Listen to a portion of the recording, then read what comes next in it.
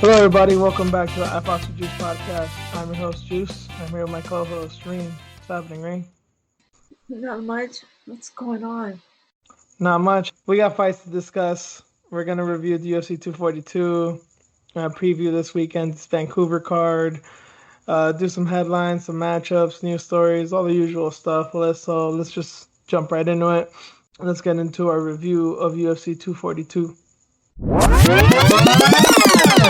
So first up, the first fight we covered was Andrea KGB Lee versus Joanne Calderwood. Controversial fight. I think more people think that JoJo won than Lee won, but it was a pretty close fight regardless. The judging was all kinds of weird. Somebody scored it 30-27 for JoJo. I don't know where that came from. I thought that was outrageous. And I personally had Lee winning. Watching it a second fight, I didn't have a problem with giving it to JoJo then, but I definitely don't have a problem giving it to her now. But I thought it was a pretty close fight, and they both looked good in their own ways. But I definitely give it to JoJo as far as how good her striking is. It's probably the best it's looked in a while. I really enjoyed it. It was a technical fight, but it was still a fun fight. Yeah, it was a good fight. I liked it. She improved so much. There was so much more output with this fight. So I wasn't mad that JoJo won it. It was really close, but I can see why people were like talking shit. What did you think? Who did you think won when it happened as soon as the fight was over? I mean, I thought JoJo won. Okay. Yeah, just overall her output. I mean, they went to the ground maybe 5 times, 6 times. And it was usually Lee taking it there. Yeah. JoJo had her moments too on the ground, but just her striking, her follow-ups with her combos, she was there. Her teeps, her kicks, she was on point. I was surprised about that with Lee. I wanted to see more, of her striking. Here it is. Here's your opportunity with a striker. Yeah. I wonder. I'm not gonna downplay JoJo. I don't want to say that it was for this reason or that reason that Lee didn't look so good. I think JoJo is that good that she just had her number that night. But it was a little bit uncharacteristic of her, and we were texting throughout the week that you said that she looked real tired, that she had cardio issues, which I didn't really notice on fight night, and rewatching it she did look more tired than usual. I've never I don't think Lee has like this phenomenal gas tank, but I've never really seen her tired. At least not tired enough to where she looks like she's wilting. But I don't know. I don't know if it has something to do with the heat. I don't know if there was some other issue going on or just. I mean, props to JoJo because I kind of was giving her shit in the first round because I think she won the first round easily, but I thought she kind of. I thought she was outdoing herself. I didn't think she was going to be able to keep up the pace. And she did will at points where she was not as aggressive in the second and third rounds as the first, but she was still aggressive enough to obviously win the fight. And I kind of just was giving it to Lee because I was just impressed by her grappling. Just the fact that she kept taking it over and JoJo couldn't really do anything on the ground. And JoJo only took her down once. So I guess because of the variety of attack, I was giving it to Lee, especially that, I don't know, I guess I was surprised. I thought if anyone was going to grapple, I thought it was going to be JoJo. But I guess I was more impressed with the fact that Lee was the one grappling and she was getting the better of the exchanges, although she wasn't getting the better of the exchanges on the feet. But it was a close fight. I'm sure that they'll fight again. I don't know if it'll be sooner or later. I'm just wondering where this puts JoJo. I'm kind of bummed that Lee lost, not just because I'm a fan, but JoJo winning puts the division in a weird spot. It is, right? That's the way I felt too, because I wanted Lee to get that opportunity to fight Valentina, and then now it's okay. Who's gonna be next? What's gonna happen? We're like back to square one. Yeah. If you And look at the rankings, it looks weird. it feels like we were here a few months ago and like nothing changed. Yeah, and there were talks about Lee getting that, title shot possibly, after winning this fight. There's already a buzz at Abu Dhabi. So, yeah, now where do we go? Yeah, I mean Maya and Shukagian's next. That should be the next fight. I don't know if Valentina hasn't said anything about an injury, right, or wanting to take time off or anything like that, right? No, she hasn't said anything about that. So, And I mean, I would hope and think that she would want to take some time off. I mean, she defended the belt in June and in August, so she defended it twice in 2 to 3 months, basically. I guess theoretically she could fight at the end of the year again. It's not like she's taking a lot of damage, but I don't know if it's in her best interest. She should probably just wait for that Shukagian fight and either get the winner of that, or I guess just take on JoJo, which would be kind of fucked up to Shukagian should she win. But I guess she's got some options out there. yeah, I wonder what's going to happen. What's next?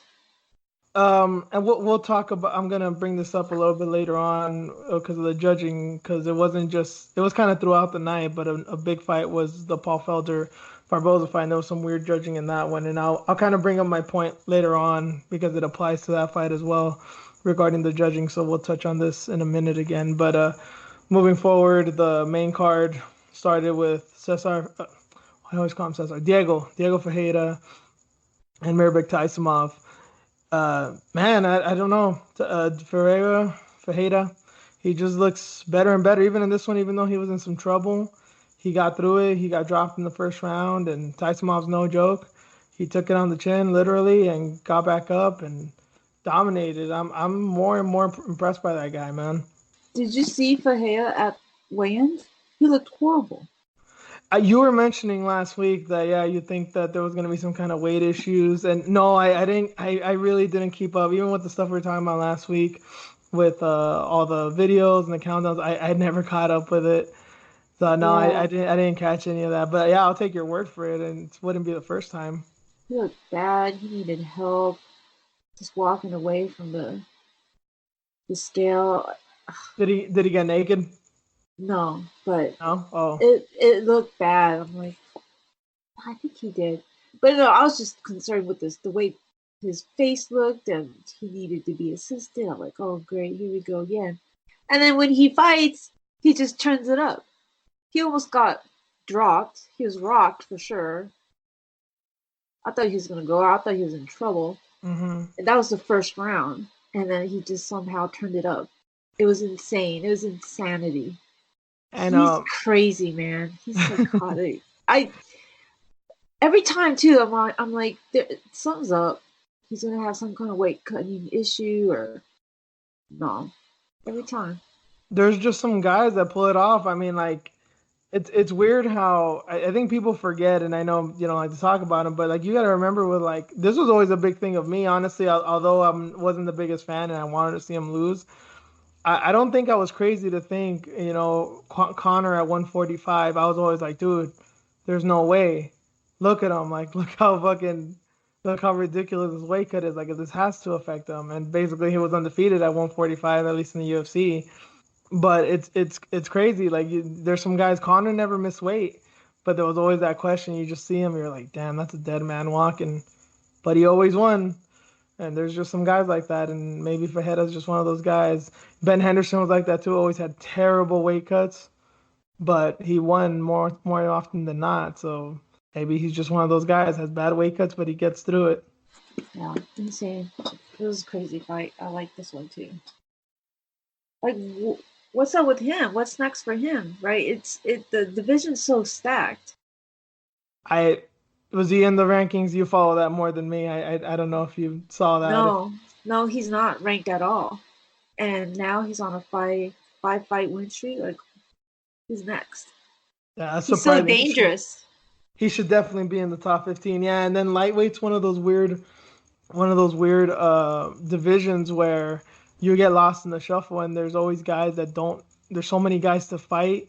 If you're dangerous and nobody really knows you, you're probably gonna have a hard time finding fights. Yeah, why take that chance? Especially if this division's so stacked like this. It's hard, man. I I wouldn't want to fight him either. He's scary. I'm trying to think of a decent fight. Yeah, that's just it's so top heavy, you know, Tony, Khabib, Poirier. I won't include Connor, but some people still put him in there. There's just so many Gagey, Cowboy, obviously this weekend. Yeah, there's just so many people. I don't know, maybe. Oh no, oh actually, you know who'd be decent? Maybe it's a big step up, but well, she's surprised us enough. The winner of the Hooker Iaquinta fight. Oh, that would be interesting. Like I don't think that's too high of a, or maybe even the loser. It doesn't necessarily have to be a winner. He doesn't have to take that giant step. You know, but one of those guys, I think one of those guys in that fight could be interesting because they're they have a name and they have a resume. If you could beat those guys, I mean, we're probably talking top 10 soon. Yeah, because Raging Owl is what, ranked number 7, and then Dan Hook was 15. So if they did fight, Yeah. yeah, he'll Yeah, that's what crack I the top mean. 15. That's what I mean. That even the loser could be a good fight because say Al wins and he takes on Al, it's like, well, he's taking on like the number 6, number 5 guy. Like maybe that's too far up. But if he fights Hooker, who like just got out of the 15, beating him, he'll probably be like a top 10 guy. I think that's a good option either way. Because like we're not, well, I didn't really put this in the news segment, but I saw this thing a little bit before we got on that Kevin Lee's thinking about going back to 155. I don't know why. Oh my goodness. He's going to, I don't know. I mean, I don't know much about the hobby and weight cutting as far as like what he, because there's guys who will tell their fighters cut as much weight as you can, and then there's guys who are like take care of yourself.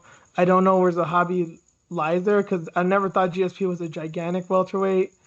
Neither did Rory. The guys that train with him don't seem that big, but I don't know. I mean, I hope he talks to him or something because I don't see the point. You made a good choice to go as a hobby to train, but I think it suits him well. Even though I have my own personal opinion as a hobby, I think that would work well with him. But to just kind of take another step back and just like, oh fuck it, I'm just gonna go back to lightweight again. It's like why? Just give it another shot at welterweight. If you lose again, then maybe okay, go for it. But why are you just gonna say, oh, I lost once, I'm going back to lightweight? Because you lost to Dos Anjos, you lost to another lightweight. It's not like you got taken out by, you know, I don't know who's one of like Darren Till, you know, like one of the biggest welterweights out there. That there's a big size discrepancy. Like you got taken out by a guy who's very similar to you in body and style and shape, the whole deal. Next up, Curtis Blades beat Shamil Abdurakhimov. I was way off on this one. I thought Abdurakhimov would probably get a KO, and Blades just put the screws to him. Did his thing. Did Curtis Blades' thing with his wrestling. I'm just obviously Curtis Blades is really good. I think my only question is, what's his ceiling? Like, could he ever be a contender? Or if he is a contender, could he ever win the belt? And if he does ever win the belt, could he keep it? Like, I don't know. I have a hard time seeing Blades as like a bad motherfucker. I'm seeing like he's definitely a contender, but I don't see him being the top dog for some reason. It's so sad because what his kryptonite is Francis Ngannou, right? Just what his only losses are to Well, him. thus far, yeah, he's what I don't know his wins, but he's like yeah, undefeated minus Francis Ngannou. So if he didn't exist, I wonder where he would be. Because look at him right now after those fights. He looks pretty fucking good. You think he could beat like a DC or a Stipe? I know DC just lost, but you think he could beat those guys? I was wondering because after this fight, because he looked masterful. He's like a Khabib, but he's a Yeah, heavyweight. you can definitely say that. I mean, DC's I think for sure the best wrestler in heavyweight, but we don't even know if he's gonna stick around. So Stipe is also a good wrestler, but yeah, as far as a pure wrestler, Blades probably better, I like probably his the game best. plan. Yeah, I like his game plan. Like he's just been like mauling people now. Yeah. And he's finishing them. He's not submitting them. He's finishing them on the ground, making you suffer. I mean, as you said that the Alistair KO just came to my head. God damn, I think People forget how brutal. I think people, especially with Alistair, because he's gotten knocked out so many times, especially the Ngannou knockout, that's what sticks in people's heads. But I remember how he was bouncing Homeboy's head off the canvas with elbows of all things. That shit was for goddamn ridiculous. And his body looked pretty good too, I noticed. Really? Is he getting like more beefy? Yeah, that's what it looked like to me. He looked good. I So was. I don't know. I don't know where his ceiling would be. Probably another rematch with Francis. Oh God! But why do that to him? You just want to like kill every aspiration and Yeah. dream and hope he's ever had. Because I mean, even if he beats him, it'll be like, oh yeah, but Ngannou beat you twice. He got knocked the fuck out twice. So they're still gonna be there, those naysayers. You know, it's like the same thing with DC. I know it's a different situation, but it's like there's some people who will never give DC his credit because it's like, oh well, you lost to John Jones. You ain't shit because John Jones is the best. So you were never. Not only are you not the best, you ain't shit because you lost to John Jones. You know, like there's some people Yeah. that are just so negative. Yeah, and it's the same for him too because that's his kryptonite. Like I don't think he'll ever get the title shot. Not for a while, as long as Francis is around. So, Regardless if like DC dropped out and do you even think Francis is getting the next shot? There's so many things. I guess we're just gonna speculate here about some stuff, but what the hell is gonna happen with Stipe next? Because some people are saying John. I highly doubt that. I don't. I know people are being very mm, excitable right now, but I don't know. because of I just don't see it happening. his cryptic tweet because of that. Yeah, and I wasn't even aware of this. You're the one that told me about it. I guess I hadn't paid enough attention, and people are just super desperate. It's yeah, Yeah. we're like teenage boys right now. We're just wanting to see a peek of a nipple. We're just so depraved or something. I don't know. Um, I don't. I'm just wondering, especially like I'm seeing Ngannou in some of these commercials and stuff. It seems like they're putting the push behind him again. And it's like, but for what? DC hasn't even said anything, and then I don't even think we mentioned on the show. I think it was a week after the Stipe fight, his dad died. Well, his technically Yes. stepdad, but so Yeah. I'm sure that's not helping him in the way of like, oh yeah, I want to fight again. And Right. then Stipe, I don't know if you saw after the fight, he got a phone call from his dad that, weirdly enough, DC's dad died of cancer, and Stipe's dad just beat cancer the night of his fight. So I'm sure he's probably wanting to spend time with his family and his dad, you know, given some given what he had just gone through too, you know. So I don't know. I don't know anything about what's gonna happen with the heavyweight picture because Curtis Blades is definitely in it. It's just how far is he from the top? I mean, he's right behind Francis, so it just sucks. Like, long as he's there, if Francis is there, there's no way it'll be a while. Yeah, I think he's just one of those things you gotta hope he loses and loses badly. You know, just avoid him at all costs, Hmm. if at all possible. Yeah, because that's the fight to make. I think the Francis one. That should Francis, be this. Francis Yeah, and Blades. no, Francis and Stipe. Oh, Stipe. Oh, okay. Yeah, that should be next because who knows how long it'll take for DC to make up his mind. Yeah, And no, we then, definitely shouldn't wait because we waited on Brock, and I think DC's worth waiting for instead of Brock. But at the same time, he's also 40 years old and just came off a knockout loss. Like, don't just let things be. If he comes back, cool. If he doesn't, that's cool too. yeah, and then the fact that Stipe, he had a long layoff because he had that, he held out. So why should he sit out? Because DC hasn't made up his mind.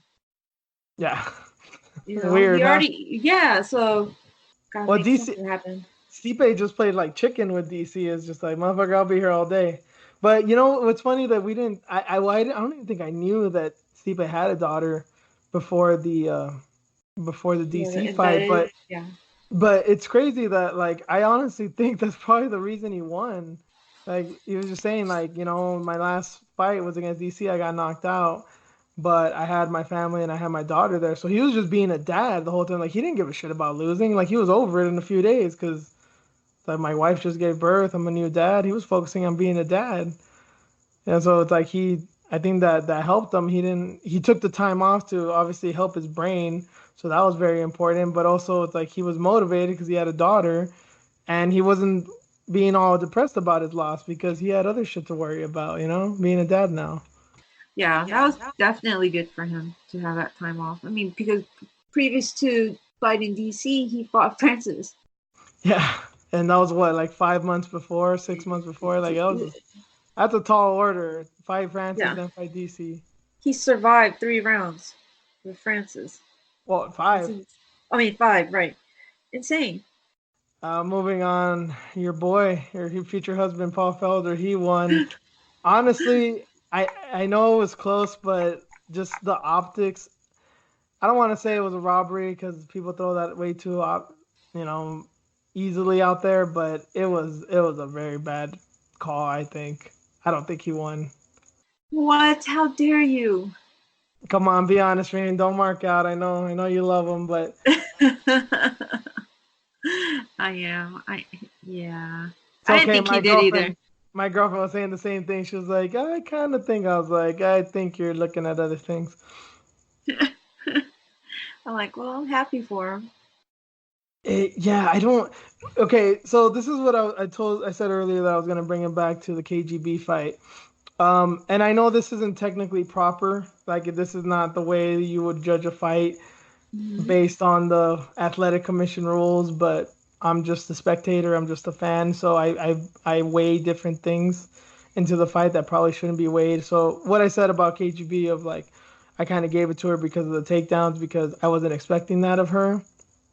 Part of the reason why I didn't give it to Felder, aside from the fact that it kind of looked bad, he was beat up, he had some cuts, he was bleeding, and obviously the way that Barboza hit, so you could just tell that shit hurts. But aside from all that, the reason I found it hard to give it to him is because I thought that Felder, not that he's not a smart guy, not that he can adjust, but I didn't see this fight looked so similar to the first fight that it was like baffling. I felt like I was just watching a rewind. And I just thought Felder was so much better. I didn't think he'd fall into the same traps because I think, yeah, he had some success with his boxing at points, but for the most part, Barboza was able to do what he wanted and did it comfortably. And I don't think that was going to be the game plan. I don't think he was just going to let it ride out like that. And that's another reason of why I really couldn't give it to Felder. It's like, I thought you would have learned from the first one. So maybe I'm grading them a little too harshly, but I do tend to do that. Like in rematches and stuff, I'm always like, okay, well, did they lose the first fight and are they just doing the same thing or have they learned from their mistakes? And like I do tend to weigh that even though I know I shouldn't. Wow, that hurt a little. Because I love Paul Felder. But it's true. What Oh, that he didn't man. that he didn't do much different. Yeah. It was weird. That's all I kept thinking because I thought this was gonna be an all out war. And don't get me wrong, it was a fun fight and they took hell of a shot. Felder took his shots and Barboza did too. But I thought Felder was just gonna come forward and just start wailing. I know it's not the smartest thing in the world, but I thought him knowing Barboza is like, all right, I fucked up in the first time. I was too passive. I need to be more aggressive. And he didn't get it until the third round. And even in the third round, he was just like being more aggressive with his punches, but he wasn't being like how can you say like practically effective. He was just being a more aggressive boxer instead of being like a more aggressive fighter, which Right. is what he should have done from the beginning, I think. Yeah, definitely. Yeah, he didn't put on the pressure until the third round, which that was a huge mistake. He was eating a lot of like leg kicks and shots to the body. Is Nasty shots. yeah. So I'm surprised, especially with how white he is, of how he wasn't all just bruised up and yeah, obviously he has some cuts on his face, but I thought his body would be like fucking just black and blue. yeah. The body kicks, the punches. And then now Edson is going to what turn in an appeal for the decision. I get it. Yeah, I Me, don't I don't blame him. yeah, I understand it. And then Felder kind of shitting on it. I don't know if you heard that. I don't know if No, I you didn't. listened to the audio clips. Like, it's a slap in the face. We just had this fight, and Eh, yeah, it yeah, didn't look good. Because I think if he probably watched his own fight, he would probably like agree that it wasn't great. That he probably didn't win. yeah, but If he's also an analyst, come you on, know, you're an analyst. I know I you're a w- fighter too. I picked him to win. You picked him to win last week, and as much, Yeah. and I thought I'd be happy seeing him win, but I wasn't. But at the end of the day, you know what?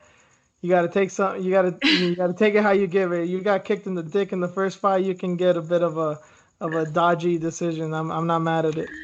I'm not either, but yeah, I understand why Edson would despite that. Try What it goes out, see what around, happens. what goes around comes around, Ensign.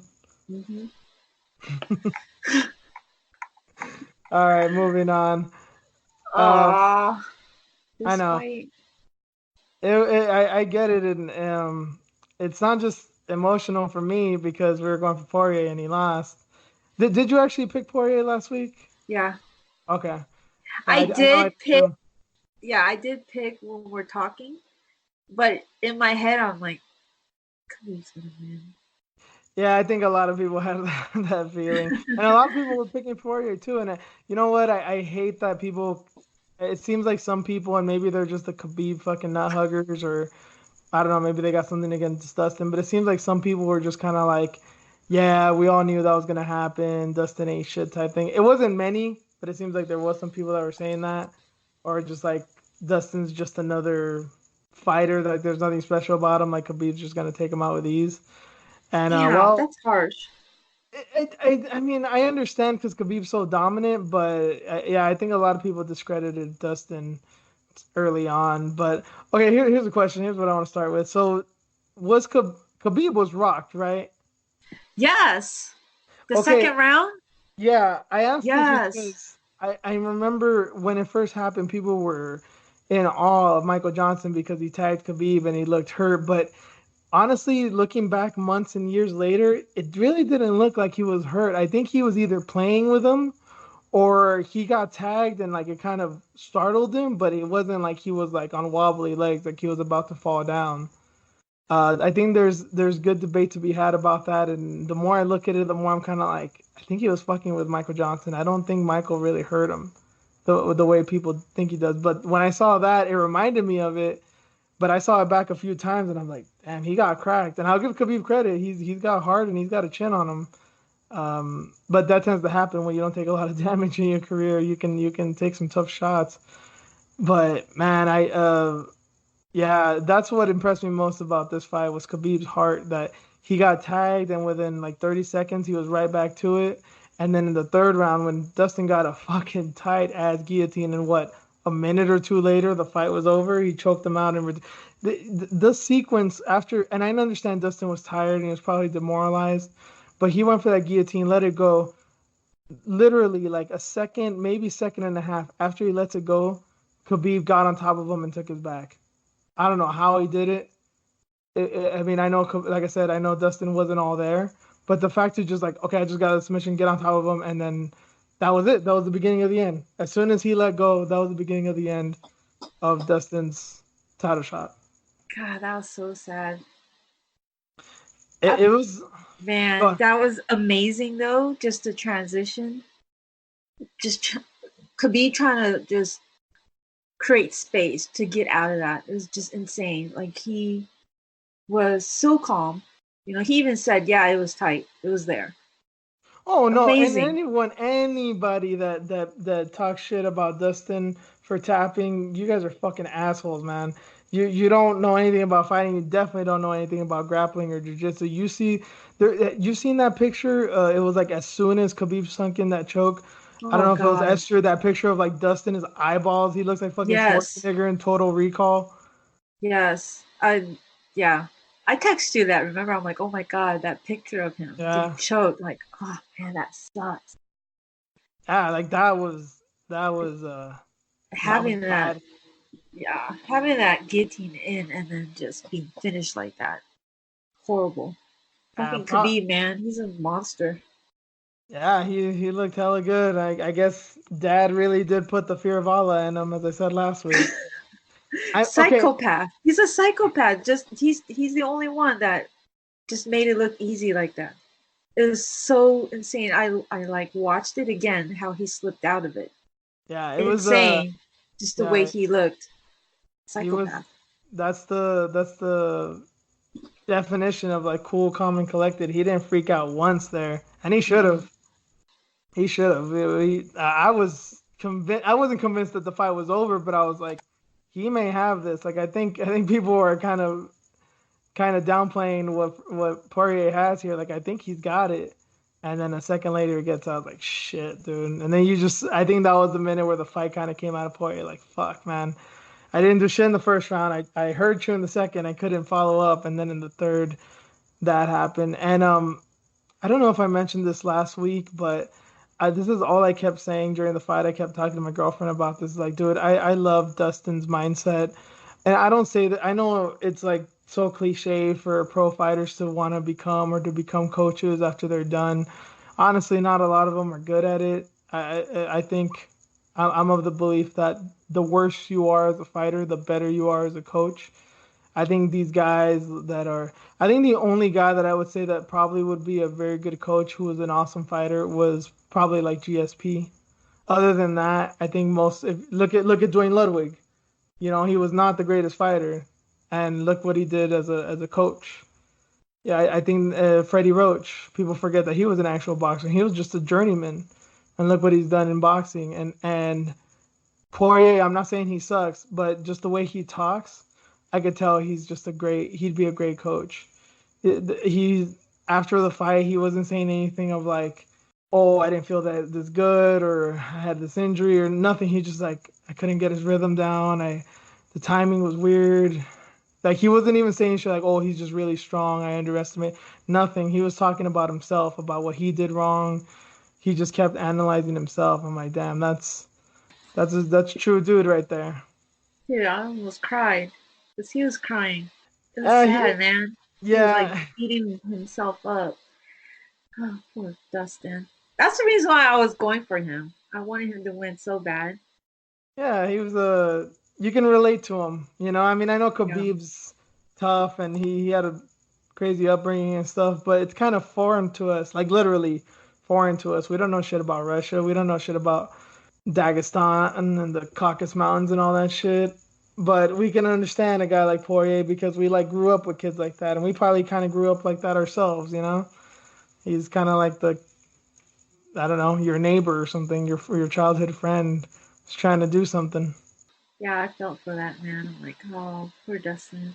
And I hope that wasn't the end of guys switching T-shirts at the end of fights, man. Like I've only ever seen that in soccer matches.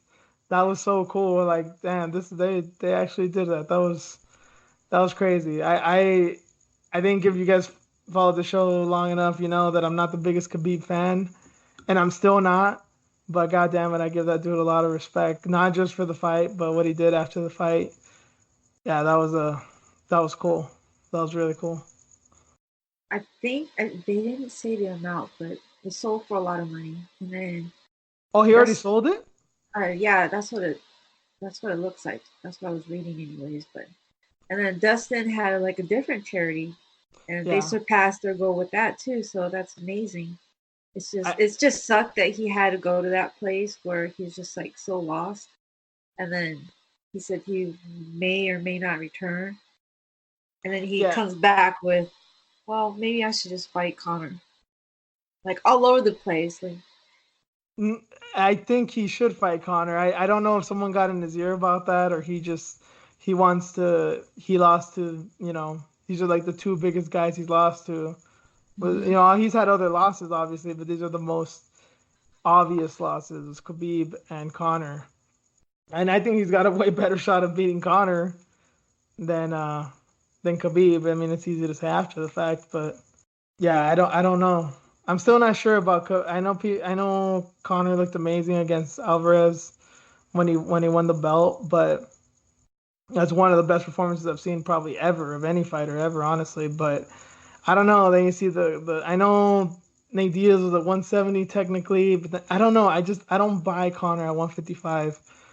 I'm not saying he's good at featherweight.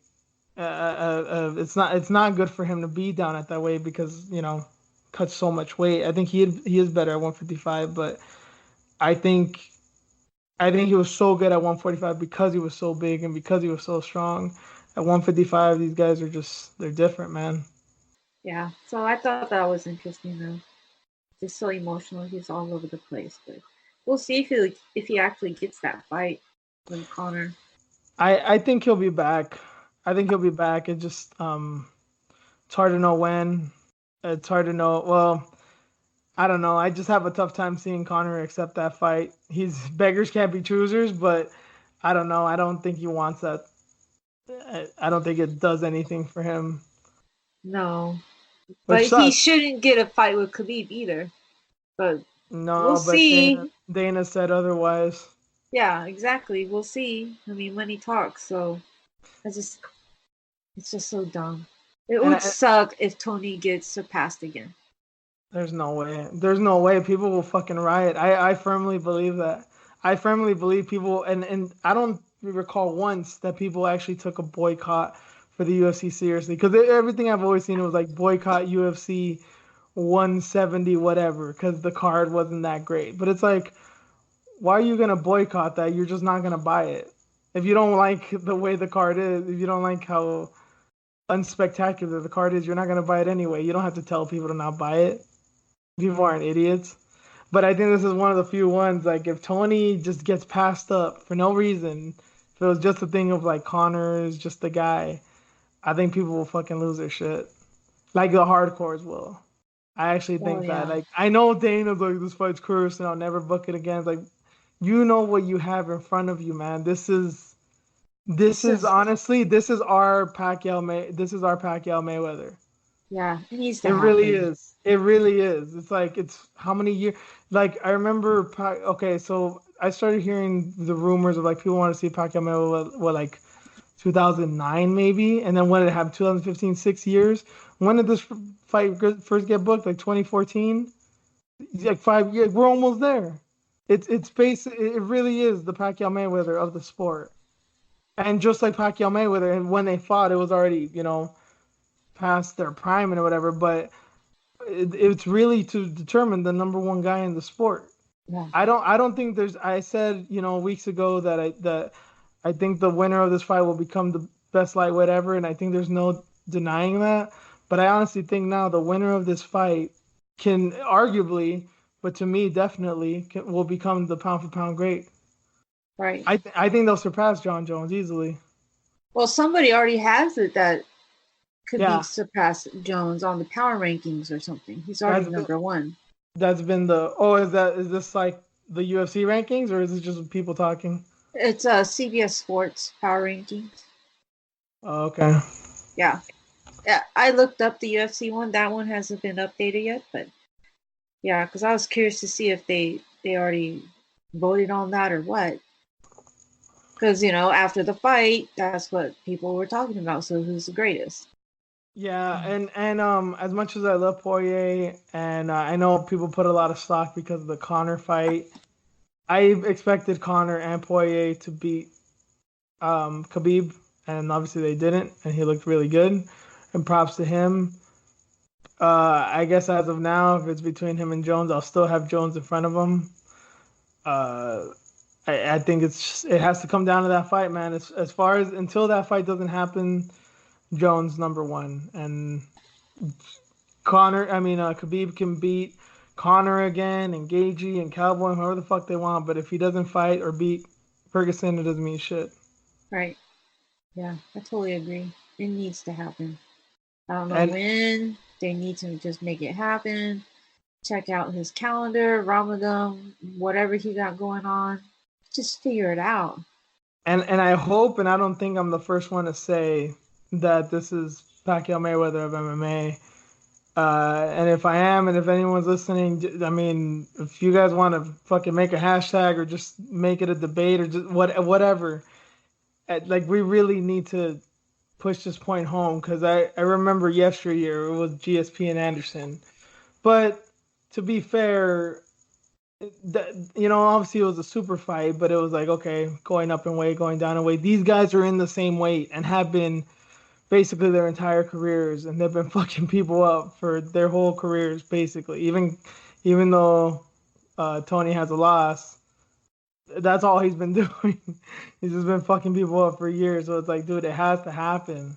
It has to happen. There can be no substitutions. They was getting to this point too. Like people got to remember when Pacquiao and Mayweather finally got signed. People thought, oh, the basketball came and it was like meant to be. And if it's like some fucking romantic movie or some shit.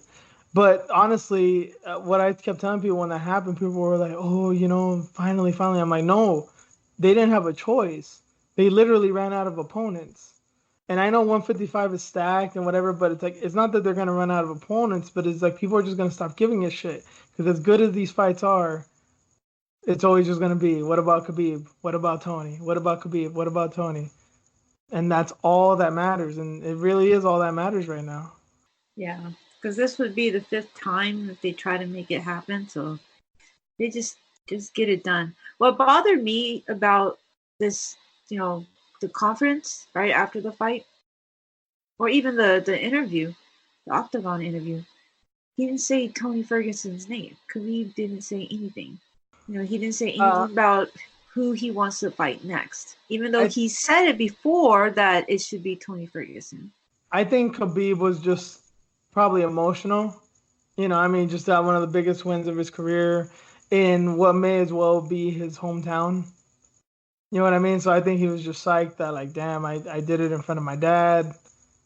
First fight. I think he was just more in the moment of, like, as you said last week, even he was feeling pressure. So I think he was, like, just relieved, like, damn, finally it's over. And I'm still the champion. Well, regardless, it needs to happen. He just needs to just take the Tony fight instead.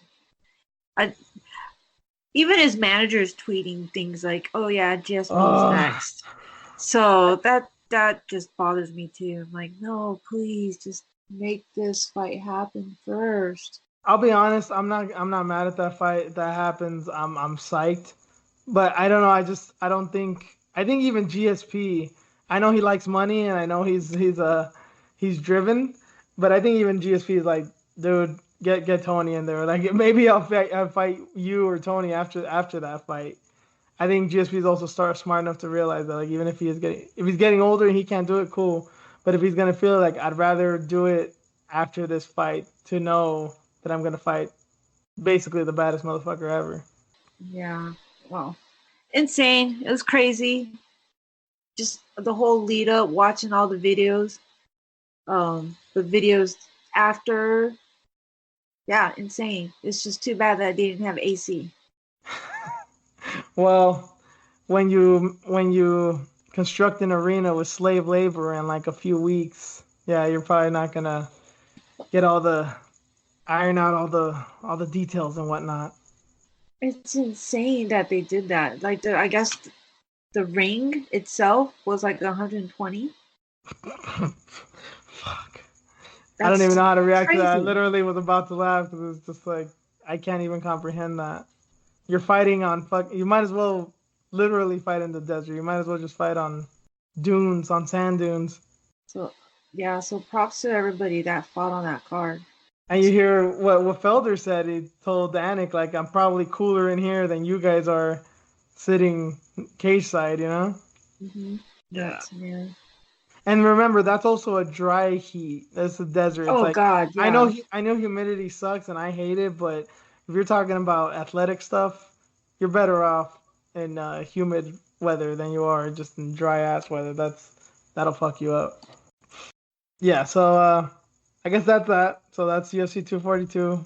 I don't know what else we could talk about there. We covered it all, especially. Oh, shout outs to Don Madge.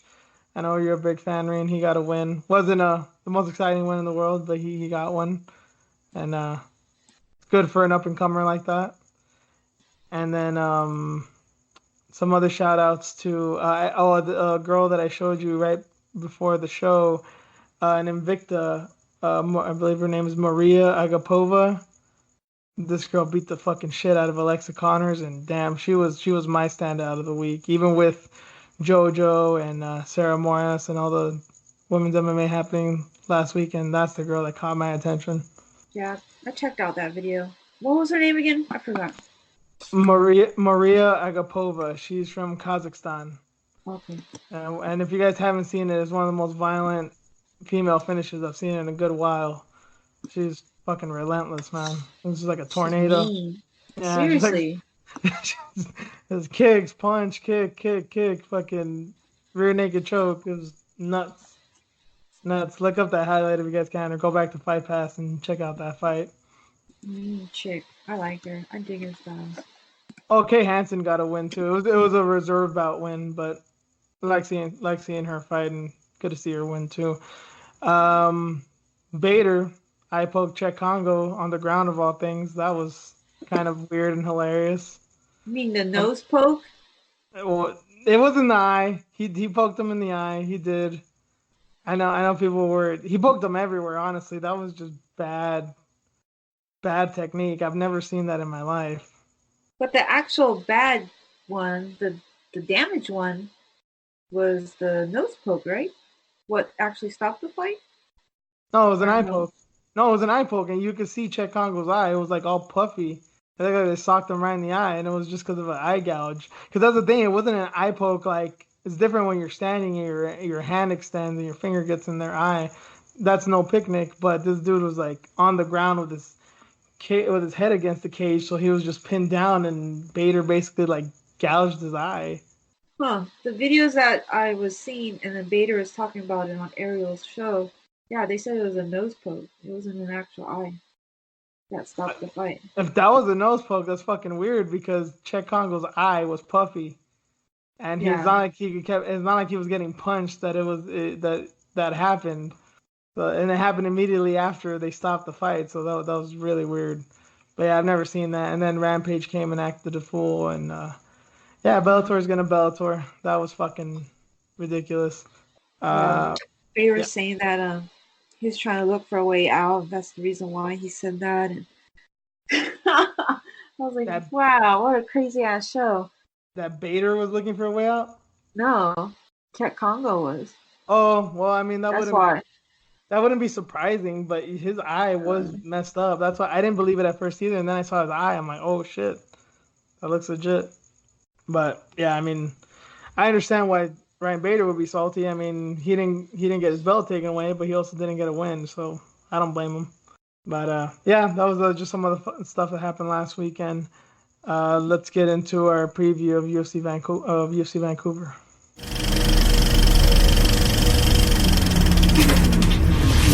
And first up, we got Antonio Carlos Shoeface Jr. versus Uriah Hall. Uh, this is one of those fights that feels like it's happened already. Feels like it's probably happened twice already. And man, if this fight would have happened like 2 or 3 years ago, I would have been psyched. Now I'm just like, I don't know what's gonna happen. Uriah Hall never lived up to expectations. Tony Carlos Jr. You can kind of say the same for, but to a much lesser extent. I don't know. This is like a coin flip of a fight to me. Did you know Uriah Hall's 35 years old? He's what? He's 35 years old. I knew he wasn't young. I thought he was Yeah, probably like 33 or 34. But yeah, I'm not and surprised. 35. I was surprised when I saw that. And then Shoeface is only, what, 29? Jesus, he looks fucking 45. Yeah, he looks hella old. And what's weird is like he's not like it's not like he's wrinkly or like there's some guys that just look like they've lived a hard life, like Cerrone. Obviously he looks older than he does because he's just lived a hard life. Shoeface doesn't look like that. He's just, I guess, like his nickname says, he just has an unfortunate face and it makes him look odd and older. Right? Yeah, I don't know what's up with this fight either. I I, thought maybe, yeah, Shoeface would probably take his back and choke him out. But I mean, when Uriah Hall is turned on, when he switched on, he's finishing people. I mean, it's weird. Okay, there's two things that you know what? I guess I have to go with Uriah almost by default, and it's not because I believe in. It's not because I don't believe in Shoeface, but like, there's two things that always pop out with me with both these guys. Uriah is the Gegard Mousasi fight. Well, the first fight, not the second one. That I still think that he has that somewhere deep in him every once in a while. And then with Shoeface, the thing that sticks out with me is his loss to Dan Kelly. Dan fucking Kelly of all people. He got TKO'd by like a 42-year-old judoka with fucking like paper mache in his knees and shit. He's just all strung up together with duct tape. He got knocked out by him. So I guess since those are the things that stick out in my head, I gotta go with Uriah because I think he might have a little bit of magic in there, even if he has 35. Yeah, I hope. Yeah, I want to see Hall win this one too. I want to pick him as well. And pick Hall. Okay. Yeah, because I just have a feeling when he just needs to go all Super Saiyan and just say fuck it, I'm a savage. Am I wrong? Is his last fight against Costa? Was that his last fight when he got knocked out by him like a year ago? I feel like we haven't seen Uriah in a while. It's been a while, huh? Yeah. I think it was Costa. Because Costa, actually, that was Costa's last fight. That was a weird thing heading into the Romero fight that he hadn't fought in like a year, and they were scheduled to fight so many times, but he hadn't fought since last year, since he knocked out Hall. I wouldn't be surprised if that was the case for Uriah too, because I feel like I haven't seen him in a while. Well, if he got knocked out by Costa, then I understand why he took a lengthy time off. Yeah. At least he didn't get juked out by him like the way that Romero did. I'm sorry, I'm never letting that shit go. Well, That is one of the most ridiculous thing. Yeah, that the look out it's USADA thing. Yep. That should become a meme, man. Jesus. Next up, well, we're not really going into detail, but just as a side note, we just realized we're going down the card that Michel Pereira's fighting in this card. If you guys don't know who he is, he's the jumping, flying, spinny guy. Everything he does is just fucking Tekken combos. It's just everything is high flying. Everything is, yeah. He's straight out Johnny. of game. He's like Johnny Walker, like turned up by 100. Yeah, he makes Johnny Walker look like fucking Ben Askren, man. Jesus, yeah, it's weird because I don't like these type of guys usually, and the same goes with like Johnny Walker. I usually don't like guys like that, but I don't know. They're just so entertaining. They're so ridiculous that it's like, how could you not love them? Like someone that's just gonna go. Like I wasn't a big fan, and well, I don't know. I guess this is gonna be a surprise. Like I wasn't a big fan of Yair Rodriguez when he came out. I'm more of a fan now because he's kind of developing. But like that's how he used to be. It's just all high flying shit, all ridiculous shit. But it's just funny with these guys because they're bigger. You know. Oh, Pereira's what? Is he a welterweight or a middleweight? Yeah, welterweight. Welterweight. Okay. Well, Johnny Walker's the freak of nature there, just how big he is and how athletic he is. Yeah, but this guy's he's nuts, man. I wonder what goes through his head. Like most guys, I think when they fight, it's like, what angle could I pick here? Okay, he's going for this. Maybe don't go that. With him, it's probably just like, when can I jump? When can I spin? Okay, now. Okay, now. You know, it's just he probably has the mind of a fucking 5-year-old, you know. But it works for him. Got some crazy ass knockouts. Yeah, his debut, it was interesting because he was emotional when he was getting ready to enter the cage. And Mm-hmm. I think he was, some of us on Twitter was like, oh yeah, this is not going to end well for him. And then he knocks And homeboy then, out in what, like 90 seconds? yeah, just acrobatic. Never seen anything like that before.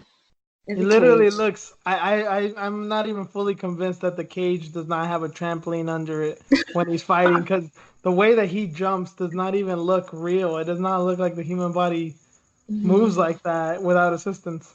Yeah, he was bouncing off the cage like it was a Bouncing off damn the trampoline. cage, off the Yeah. fence, off the cage, off the ground. Yeah, he's nuts. So, I mean, I have him winning because I He's, guess Connolly, yeah, his he's fighting opponent. He's Tristan Connolly's newcomer, like a week's notice. Yeah, it's going to be rough. I mean, if this guy wins, Jesus, it'd be ridiculous. But yeah, he's fighting a guy on last minute notice. So shout outs to him. Next up, one of your faves, Rain. Glover Teixeira gonna fight Nikita. No longer the fighting Al Capone Krylov, which I still hate him for. So maybe this will just be short. Maybe I'm just gonna say and just go with Teixeira because Krylov changed his name and I'm still mad at him for it. Of course, I have Glover down. You'll I mean, never old man pick power. against them, will you? No, I can't. Old man power. Teixeira and Maya, you'll never go against. Yeah, old man power. There's something there. uh, Yep. I get it. I'll be there soon. I It's gonna get be it. a it's gonna be a sub, I think, again. Well, remember, I mean, Krylov submitted OSP, man, and I know OSP ain't all that, but I did not expect that fight to look the way it did, especially because he looked so bad in the beginning, and he turned it around. I don't know. I guess I'm just gonna have to be contrarian. I'm just gonna go with Krylov, even though I fucking hate him and his new. I don't even know if he has a new nickname, but fuck that. It ain't the Fighting Al Capone. So Insane. Glover's gonna be 40 years old next month. I thought he was already 40. I thought he was like 41, No, 42. no, Well, he's 39. that's probably Maya. I think Maya's older. Yeah. I think Maya's like 42 or 43 or something. Um, yeah. Well, you got to share. I got Krylov. We'll see. Should be it should be Toshera, you say whatever you want about him. He's not really boring, so I don't think this fight will be boring, even though Krylov's kind of weird at times. But yeah, I think it'll be fun regardless. He's probably on CBD like daily. Like, he's Who? drinking that shit every hour. Who? Glover Teixeira, Really? old man power. Yeah. Cause I mean, he got knocked the fuck out by Rumble. Remember that? That was so Yeah. scary. Yeah. And he's still doing the damn thing. I thought that actually changed his life, but no. Fuck no. Like, he's not going down. He's not going out like that. He's got just like that Bisping gamer attitude. Like, bro, you sure? Like, your life may be in danger. It's like, fuck you. Still going for Mm-hmm. it. Yep. Not taking no for an answer. Yeah, I respect that. You got to respect the crazy. I dig it. I dig it. I'm with you. I get it. Main event time. Speaking of Uh, crazies. yeah. Oh, so I gotta put this word in. I tweeted about this the other day. So I was watching UFC Destined, and I know I don't always catch the countdowns, the embeddeds. I'm bad with that, but I don't think I've missed one UFC Destined, and I caught this one. It's on ESPN Plus. I don't know if enough people know about it, but man, it's probably as close to prime time as we're gonna get in this era. If you the old school fans, you guys remember UFC Primetime, that was the shit. It's a way lower version of it, but it's still pretty good. And I found out, and you might not know this, Rain, that Justin Gagey is half Mexican. I read that. I read Yes, that the other day. yep. Seriously? Yes, his mom's Mexican. He's half Mexican and half German. And he also grew up in a copper mining town, which explains a fucking lot. It explains why he's so fucking insane.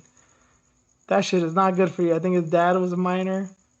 Like miners are just there's tough people and then there's miners, man.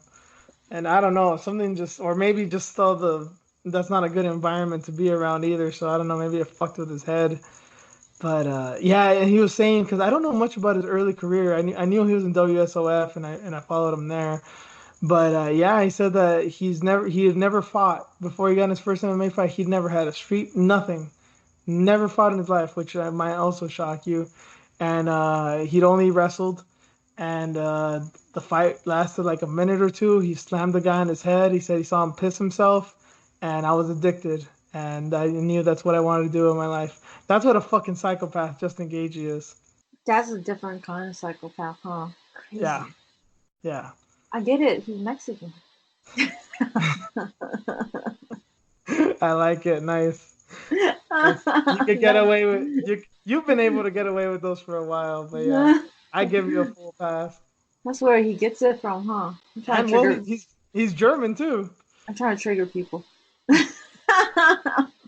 Oh, dude, yeah, he's fucking nuts. He's fucking nuts. And well, have you kept up with what's been going on this week? He's probably another Kelvin Gastelum. Yeah, I I don't understand why. Are you excited about this fight? Fuck yeah, I'm excited. I'm just like I'm just I Really? can't. Yeah, you aren't.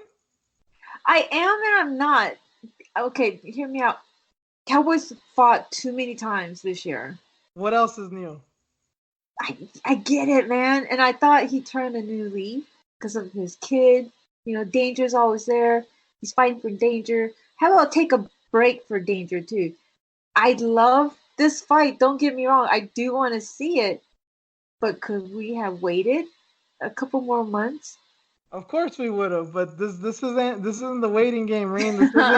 We're not going on dates to figure shit out. This is just a quick fuck in the back of a car. It's meant to be fun and ridiculous. That's true. I like your analogy on I'm sure you do. that. I mean, yeah, there's nothing about this fight that makes a lot of sense.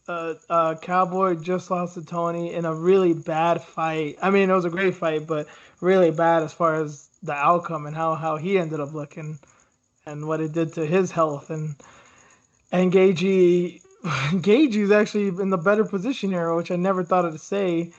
He knocked out Barboza in March and took some nasty ass leg kicks for sure, but took almost no damage aside from that and for once gave his brain a bit of a rest. So I think all the factors are there for Gagey to win, especially the fact that Cowboy's allergic to pressure, Yes. and but he also got pink eye, and I don't know why you're eating ass before a fight, but Gagey, I give you props. Maybe he's not eating ass, maybe he's doing other things, but that's what my mind always goes to. Oh my god. Yeah. Gross. Anyways, they're not gonna call up the fight, right? Well, here's the thing, and I don't think I mentioned this to you. I saw this a little bit before we went on. Who's the guy? Sanchez, Andrew Sanchez. He's fighting on this card, and he just got pulled for an eye infection.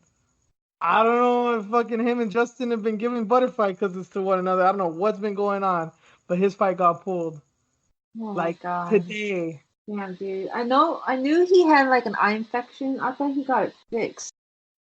Well, Ugh. he said that he's been better, but that's a weird thing, man. I mean, especially you know how some of these remember I always just say whenever people say they're cool, remember Amanda Nunes, man. She was about to fight with full blown sinusitis. Right. Yeah. So, Damn it, dirty birds. So fighters are wild gross. people, Reen. What can you do? So gross. There's showers. Yeah, but then you're putting. Never mind. I'm not gonna go. You guys know what I mean. What? What? You're putting your face in things where you're not supposed to, you know? Oh yeah. Yeah. In the shower. Hmm. Hmm. At least. No Visine for you. Anyways, back to this fight. I think Cerrone's gonna get knocked out. What do you think? Yeah, me too. And Oh, you gotta give props to Justin too. That I saw a little quote of his. They kept asking him about that, and he basically just shut him down. He just said, "Look, I'm good. I had enough doctors look at me. I'm cool." And he also said, "He's like, I've been fighting blind basically my whole career, so this is nothing," which is true. I've said, and he's basically confirmed as much. The reason that he fights the way he does, I don't think it's because he just wants to be a wild man. He is a wild man, but I think part of it too is that he doesn't have a choice. He's so fucking blind. He can't play this like Vasil Lomachenko style of just sticking and moving, and he couldn't do it if his life depends on it because he's fucking blind, man. So yeah, this is nothing new for him. But just pray to God this fight doesn't get pulled because it's like really the only good fight on here, to be honest. But yeah, I do think he's gonna knock Cowboy out. okay. So Gaethje is part Mexican. His Yes. beard, his beard is red. I don't know if you noticed his beard this week. It's red. Oh, that's right. Yeah, yeah. He doesn't really grow it out too much, huh? I've Yeah. never paid attention. Well, Brock Lesnar had that thing going on. Remember, he has a red beard, even though he's like fucking platinum blonde. So he's not considered a redhead. No, well, you can Rain. You can consider him whatever you want, whatever you want. I guess Cowboy called him Homer Simpson. Yeah, that's what James Vick did too, and look what happened to him. I'm like, that's messed up, man. And what did he But you know say? He what? said he's gonna get knocked out too. That's I'm what sure he Gaethje did. said. Yeah. Um, And one thing I also learned in Destined, which I think I should have known this, maybe I forgot about it, is that they've trained together. I forget Yeah. that Gage is from Colorado and so is Cowboy. That's where he started. That's where he came up, is in Colorado. So they do know each other. And then remember, I think we didn't mention it on the show, but I think it was after we finished one of our shows that it had just been announced that this fight was signed. And I remember Cowboy did kind of a message like, "Oh, an old homie called me up, and I said let's get this money." So I don't know who we thought it was gonna be, but It's like, well, obviously he knows this guy, and I didn't know that him and Justin were even friends, were even friendly, that they even knew each other.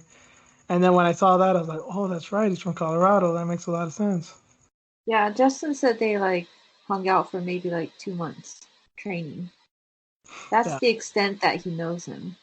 yeah. But other than that, he's trying to take away everything that he's ever worked for since he was 4 years old. I think he said 4 years old. Who said Since that, Cowboy? Justin, Oh, well, in an interview, yeah, he's talking about that. He's like, yep, he's somebody that's trying to take everything from me, so we'll see what happens. yeah. Not expecting good things for a No, Cowboy here. no, he's gonna get knocked out and it sucks. And I kind of hope it's in the first round. Not because I hate Cowboy or anything. It's just for his sake. He doesn't want to take a beating from that guy. But It goddamn, might happen because it might happen in the first round because he's a slow starter. true. And he said that too. He's like, Cowboy's a slow starter and I'm a fast starter. So let's see how this works out for him. So Ugly. Okay. yeah. So all hail the half Mexican. Let's go. Let's go, JC. It's gonna be another emotional weekend. You think so? I like Cowboy, but I'm not the most sad when I see him lose. I am. I will Eh. be. I think. Yeah, Yeah. I'd be sadder to see Gagey lose because he just fucking goes all out. It's like, damn, that's a guy. If he goes down, he was on the verge of dying. So, Oh, mo moving on. Oh, quick little boxing tip here too. Oh, there's a few boxing fights happening this weekend. Tyson Fury is fighting a guy who I've seen his name all week and I am now forgetting it. It doesn't matter though because, well, I'm saying this and Joshua and Ruiz happened earlier this year. But Tyson Fury is fighting this guy. He's on ESPN Plus. It seems like most fight fans, even the ones that don't follow boxing that much, like Tyson Fury. So if you guys want to watch him fight, gonna find ESPN Plus. Gonna be in Vegas. And also, Heather Hardy's gonna fight Amanda Serrano on the Zone fight card on Saturday. It's gonna happen in their home state of New York.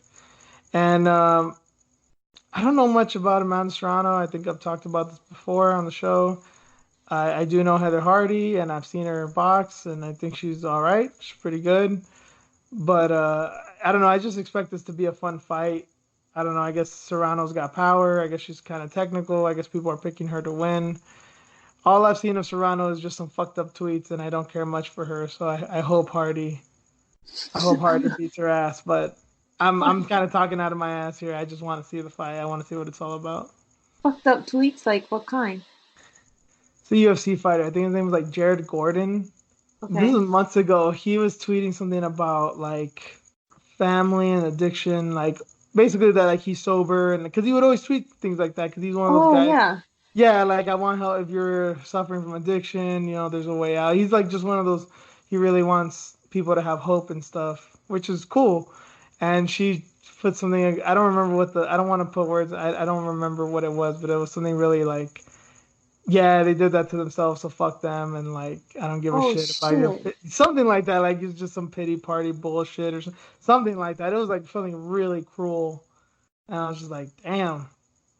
I hope I hope you get it bad next time. Oh shit, man. I didn't know Yeah, that. yeah, it's horrendous. It was like even like I don't know much about Jared Gordon. I don't think he's ever like really said or done anything real bad. Some Hmm. people care about him. Some people don't even know about him. Some people don't care about him. Don't even know about him. But I think a lot more people know who Serrano is over him. And then they saw even like diehard women's MMA fans, the ones that like come to the save, come to save anybody and everybody anytime they say anything bad about a woman fighter. They were like, "Girl, get the fuck out of here! Like you're a fucking bitch." Like everybody just turned against her, and she's like, "I don't give a fuck. Those are my beliefs." And she just yeah. Wow, I So missed that. so ever since then, I'm just like, and then she gets so much coverage in like Combate and by some of like the I don't know Latino market or women's Yep. MMA marks and stuff, and it's just like, I don't like her. Hope Yeah. she loses. That's She's fucked up. hot. I think she's still undefeated in MMA too. Yeah, but she's got what like 3 fights. Yeah. Which I mean, to be fair, Heather Hardy's got like 3 fights and she's lost most of them, so I don't know. But I don't know. She's a scrapper. I just like to see her fight.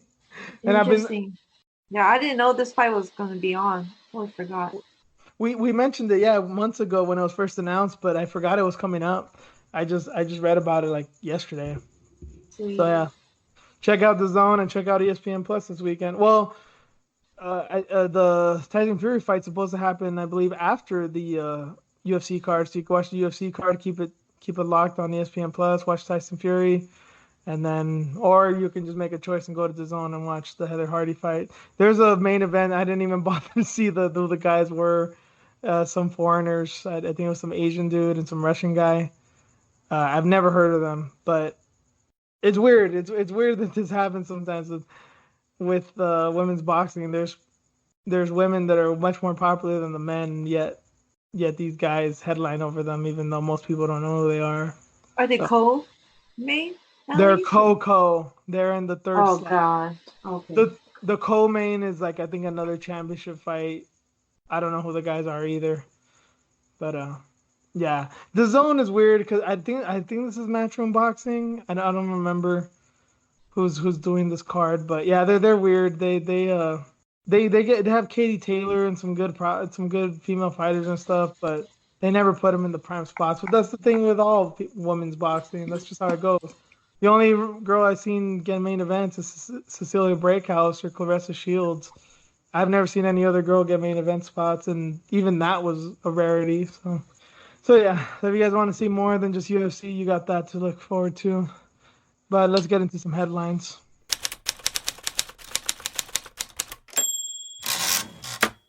And this is going to take up a lot of time, so just strap yourselves in because I don't know if this is going to be a debate. I don't know if this is just going to be a rant. I don't know if this is just going to be fucking word vomit. But Canelo versus Kovalev is basically all but signed. And it looks like it's going to take place the same night as 244. And for those that have been living under a rock, 244 has been announced that the main event is Jorge Masvidal versus Nate Diaz at MSG. Canelo and Kovalev supposed to take place in Vegas on the Zone. So this is the Zone for ESPN Plus. Rain, you can say whatever you want now about the Masvidal fight, about the Canelo fight, about this dynamic. The floor is yours.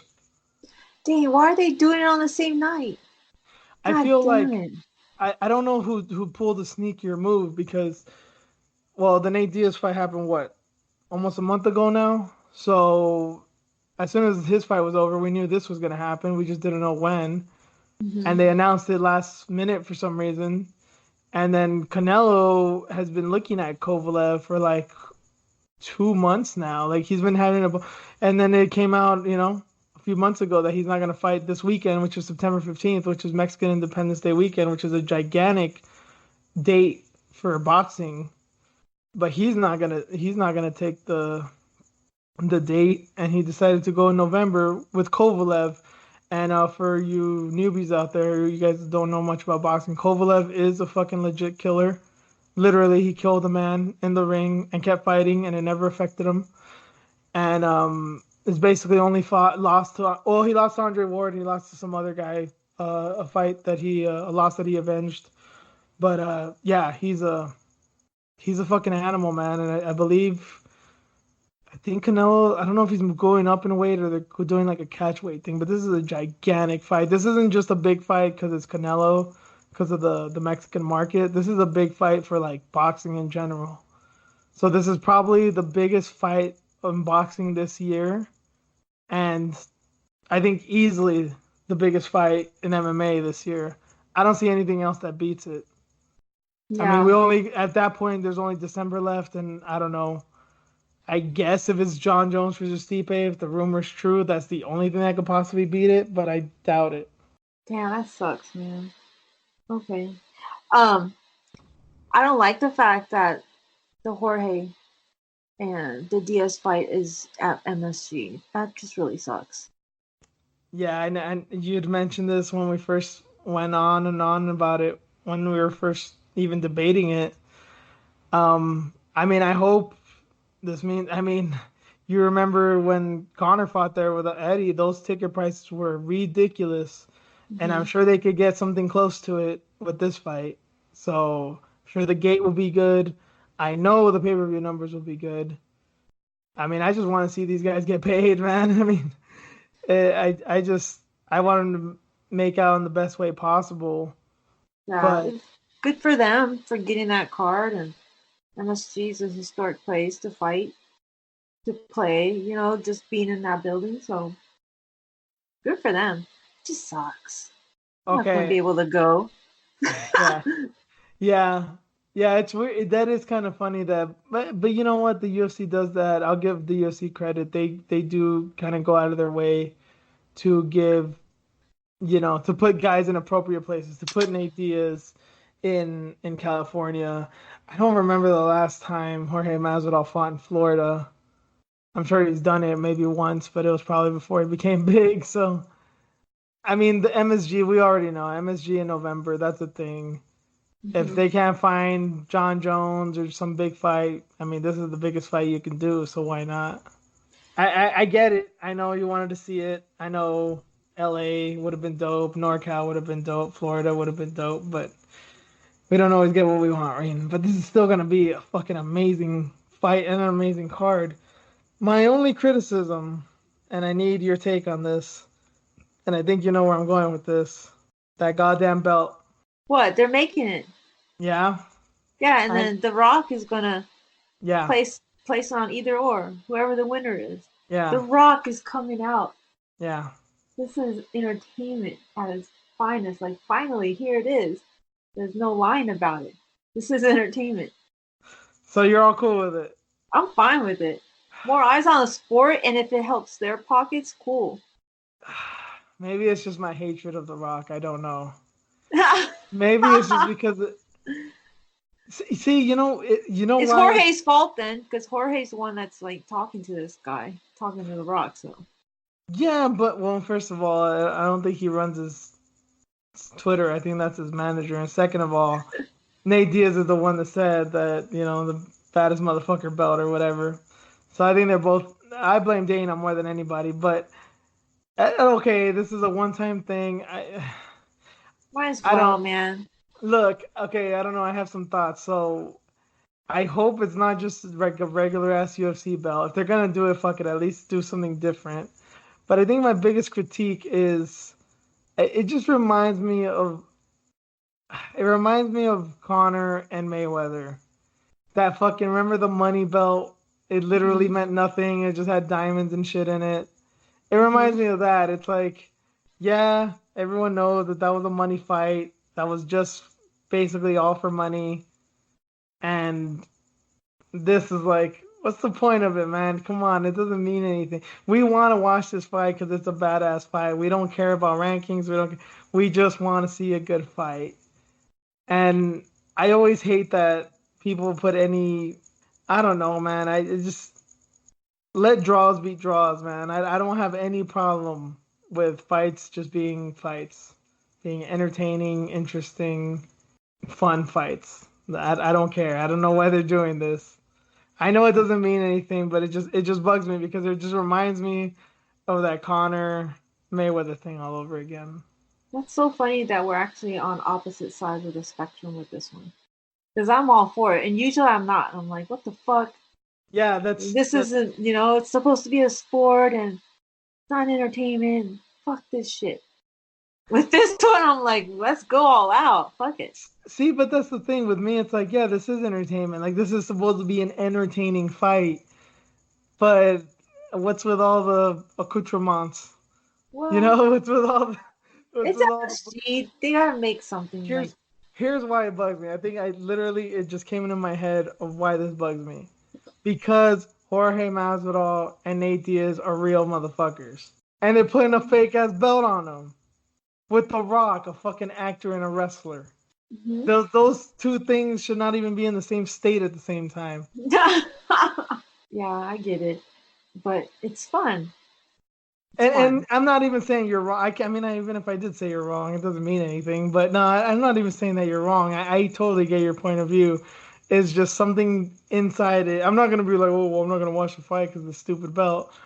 Because as I said, in the end of the day, it doesn't mean anything. But I don't understand why we got to go the extra mile. You know? I'll make it a little special. It's near the holidays. Hey, finally something that someone said, a fighter and not Dana. Their idea is coming to fruition, which is kind of cool, especially if it's coming from Nate Diaz. Yeah.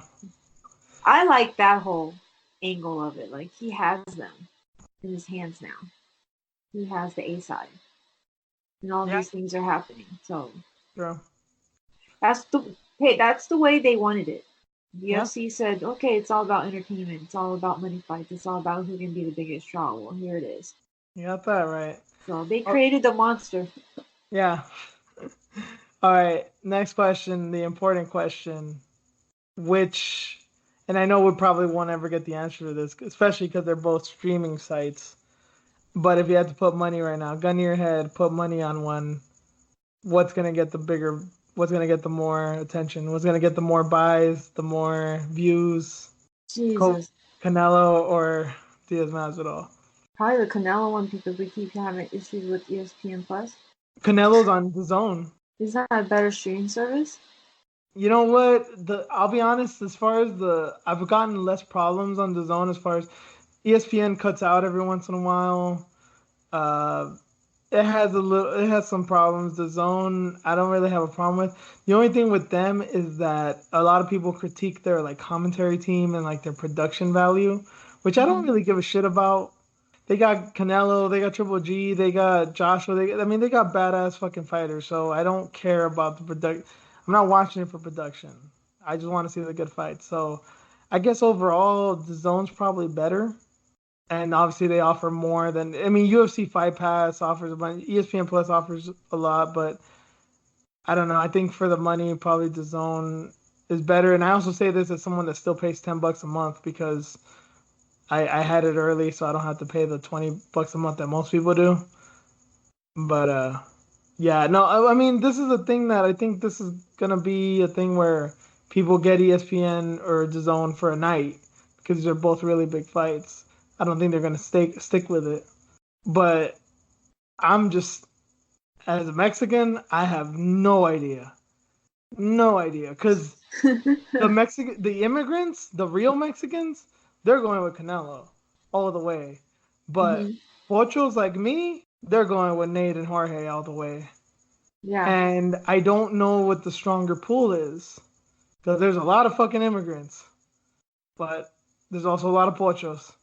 And they're all streaming, so it can't be like if Canelo was on regular pay per view. I know it sounds weird, like because you'd have to pay way more, but I think if Canelo was like on actual cable pay per view, I think Canelo that fight would take it. I would take like maybe even like 1.5 million buys. But since they're both streaming, I have no idea. We'll never figure it out. But if I had to bet, gun to my head, I think Diaz. I think Diaz does it. I think they got the younger market, and I think they got more of the American and the children of immigrants people, and I think Mm-hmm. that's a big crowd. But I'm guessing, but like if I my gut feeling, I think I'm kind of going with Diaz, and that's the fight I'm gonna watch too. So it's like I'm a gigantic boxing fan, and although I'm not the biggest Canelo fan, I do like watching the fight, and this is a very intriguing fight, but not as intriguing as Diaz Masvidal because I know where the action's gonna be. Mm-hmm. Right. Canelo can make it boring. Diaz Masvidal is not gonna be boring. God, it's gonna be insane. So wait, what?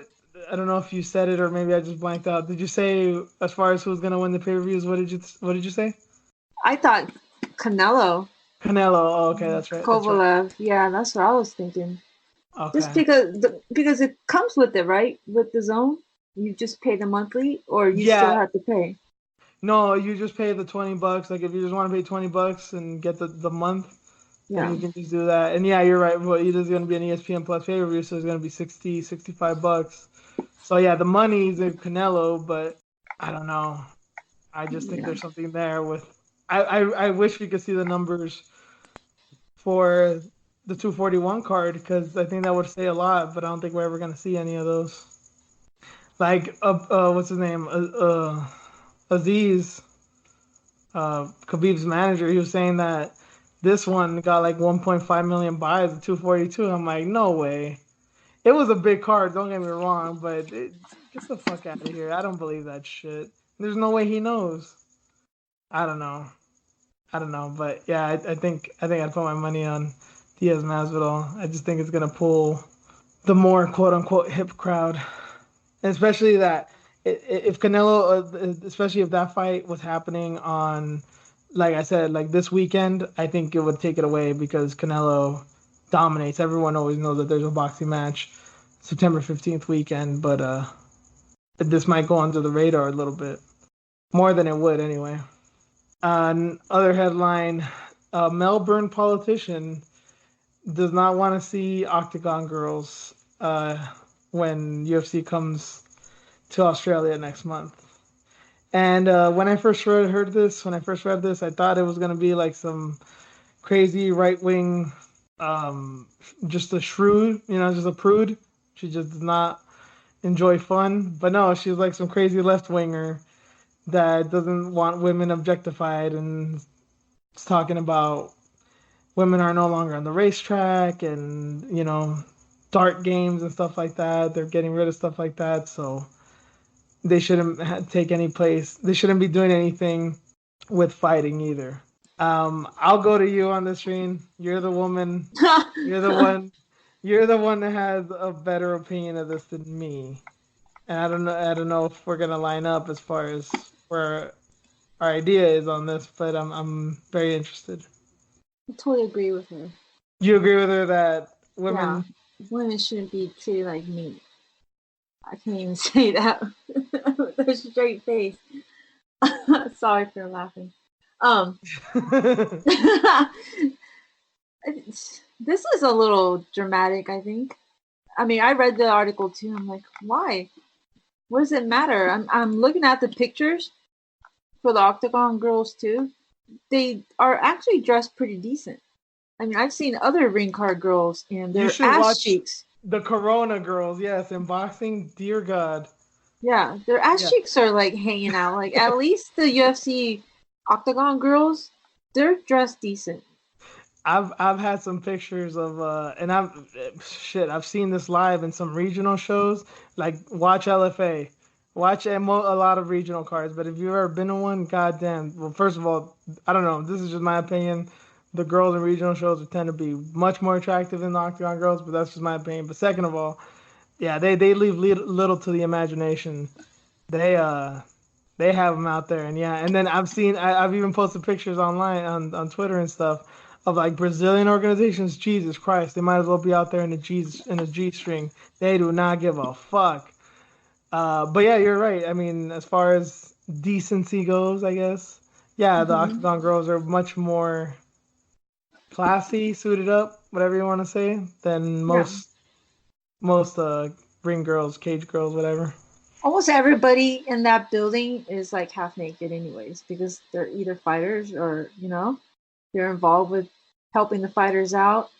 And then there's like the fans, the people that watch it. Like, is it really a big deal with fighting?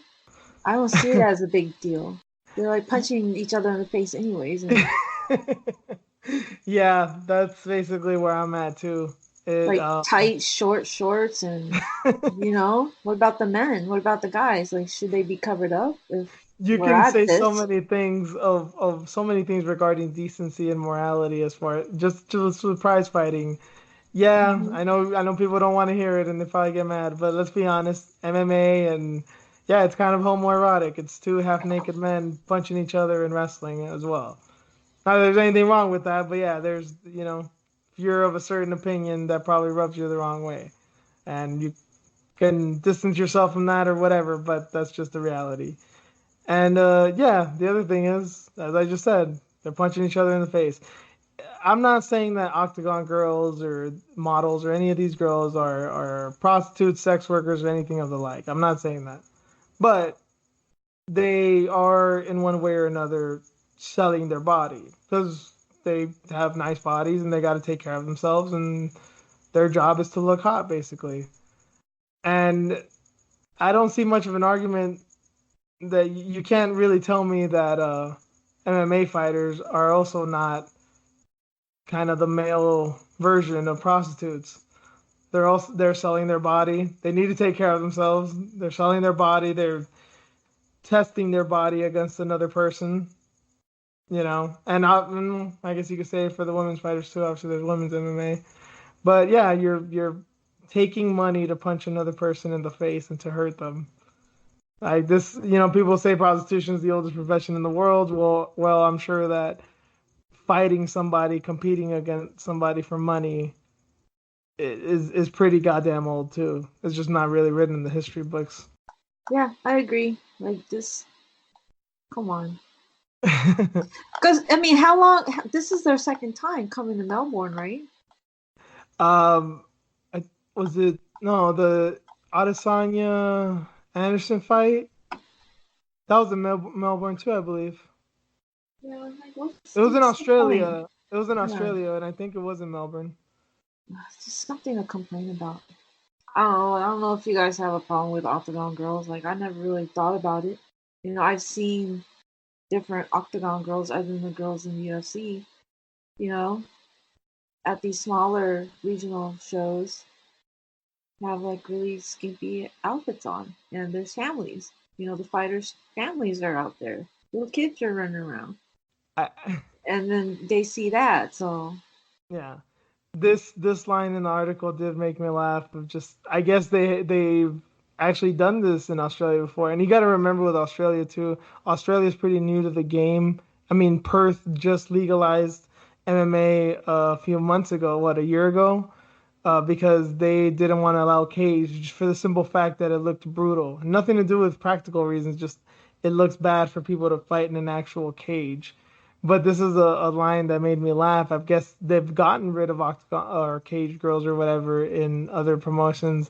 It says wow, here during the controversial boxing match of Jeff Horn and Michael Zarafa. Oh, so it was a boxing match in Bendigo, Australia, in late August. Ring card girls were replaced by men referred to as "quote unquote" fight progress managers.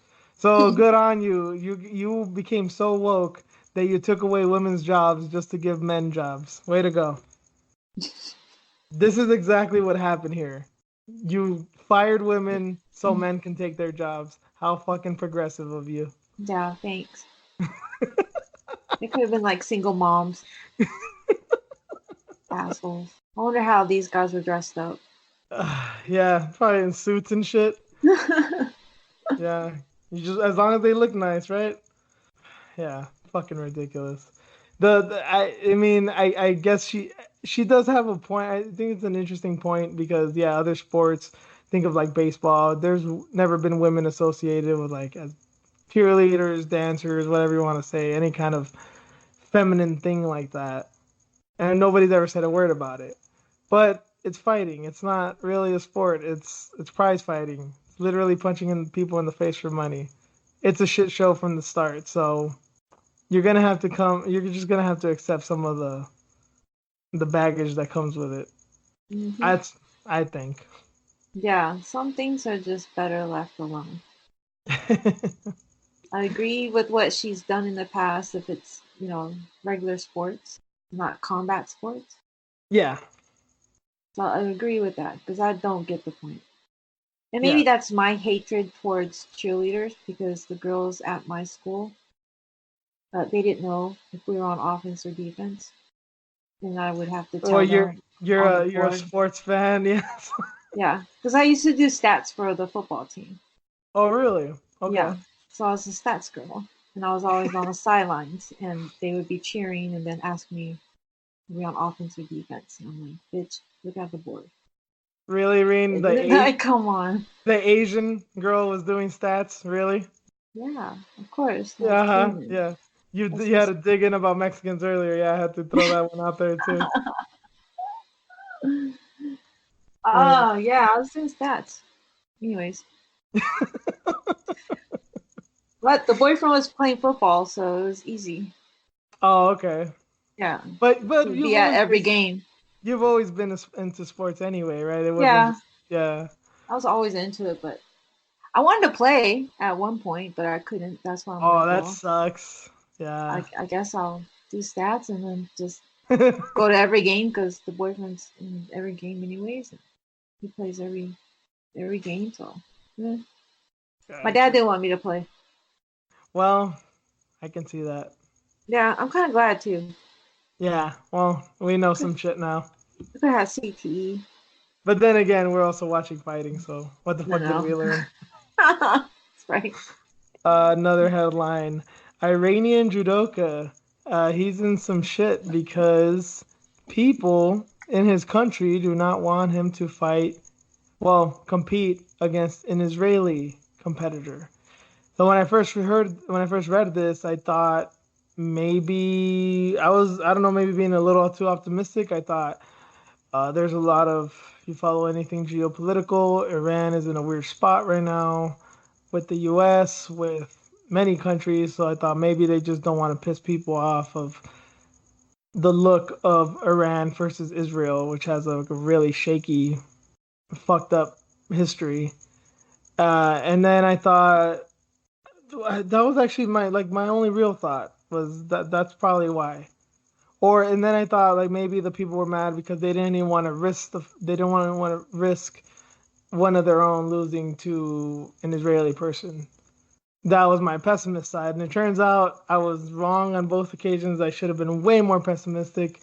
The reason that they do not want this guy to compete against this Israeli guy is because they do not accept Israel as a country. So to compete with him means that they accept basically his being an Israeli, his coming from that country, which is one of the weirdest and most fucked up things I've ever heard, and I don't understand it. I'm of the opinion that if you really either hate that person or hate that country so much, then beat them in the competition, and then that'll show that you're superior. Now, it's a kind of a weird, fucked up way to looking at it, but that's just my opinion. What did you think when you read this, Rain?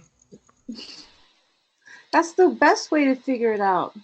It's just sad that all the political bullshit has to come under this, Well, So I think this is more of there is some political stuff, but this is a really deep religious thing.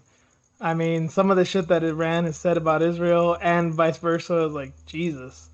so It's it's like fucked up. religious leaders that are trying to dictate what happens here instead of the government. Religious leaders, political leaders. That's so Oh shit! crazy. Yeah, it's fucking nuts. And yeah, this guy's gotten death threats just because he wanted to go. Wait, is he going through with it, or he's still weighing the options out?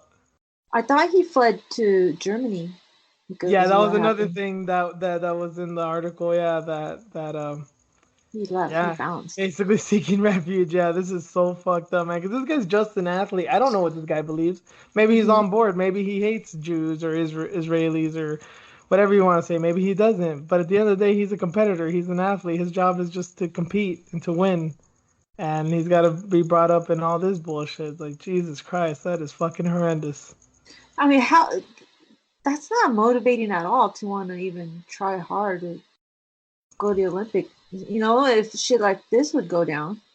You got to think about it too. Like, remember, if we're talking about like hatred and racism and bigotry and whatever you want to say about anything in that realm, you got to remember that we competed versus Nazi Germany in in the 40s.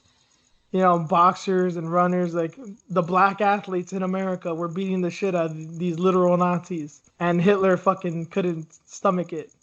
And that was like a shining achievement for America because we weren't even at war with them yet, but we're like, yeah, fuck them, And like, look, yeah, black people are beating these so-called Aryans, these perfect white beings. You know what I mean?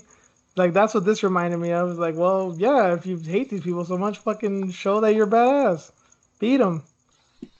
But did that even that's a step too far?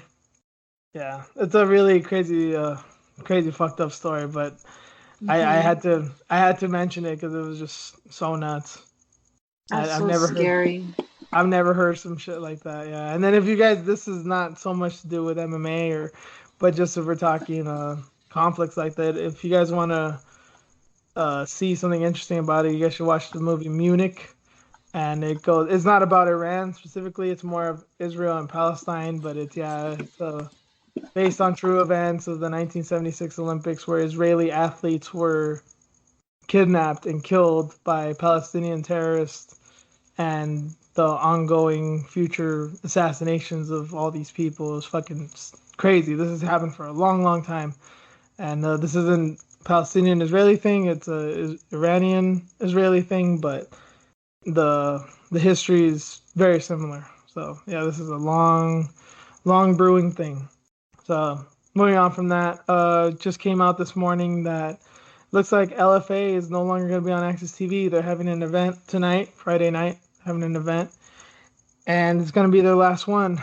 They've laid off mass numbers of people, and most of them are in the fighting LFA department of things. So yeah, they're just saying, fuck it, this is going to be our last show. And there's been no word as of yet of where they're going to go, but everyone's assuming they're coming to Fight Pass.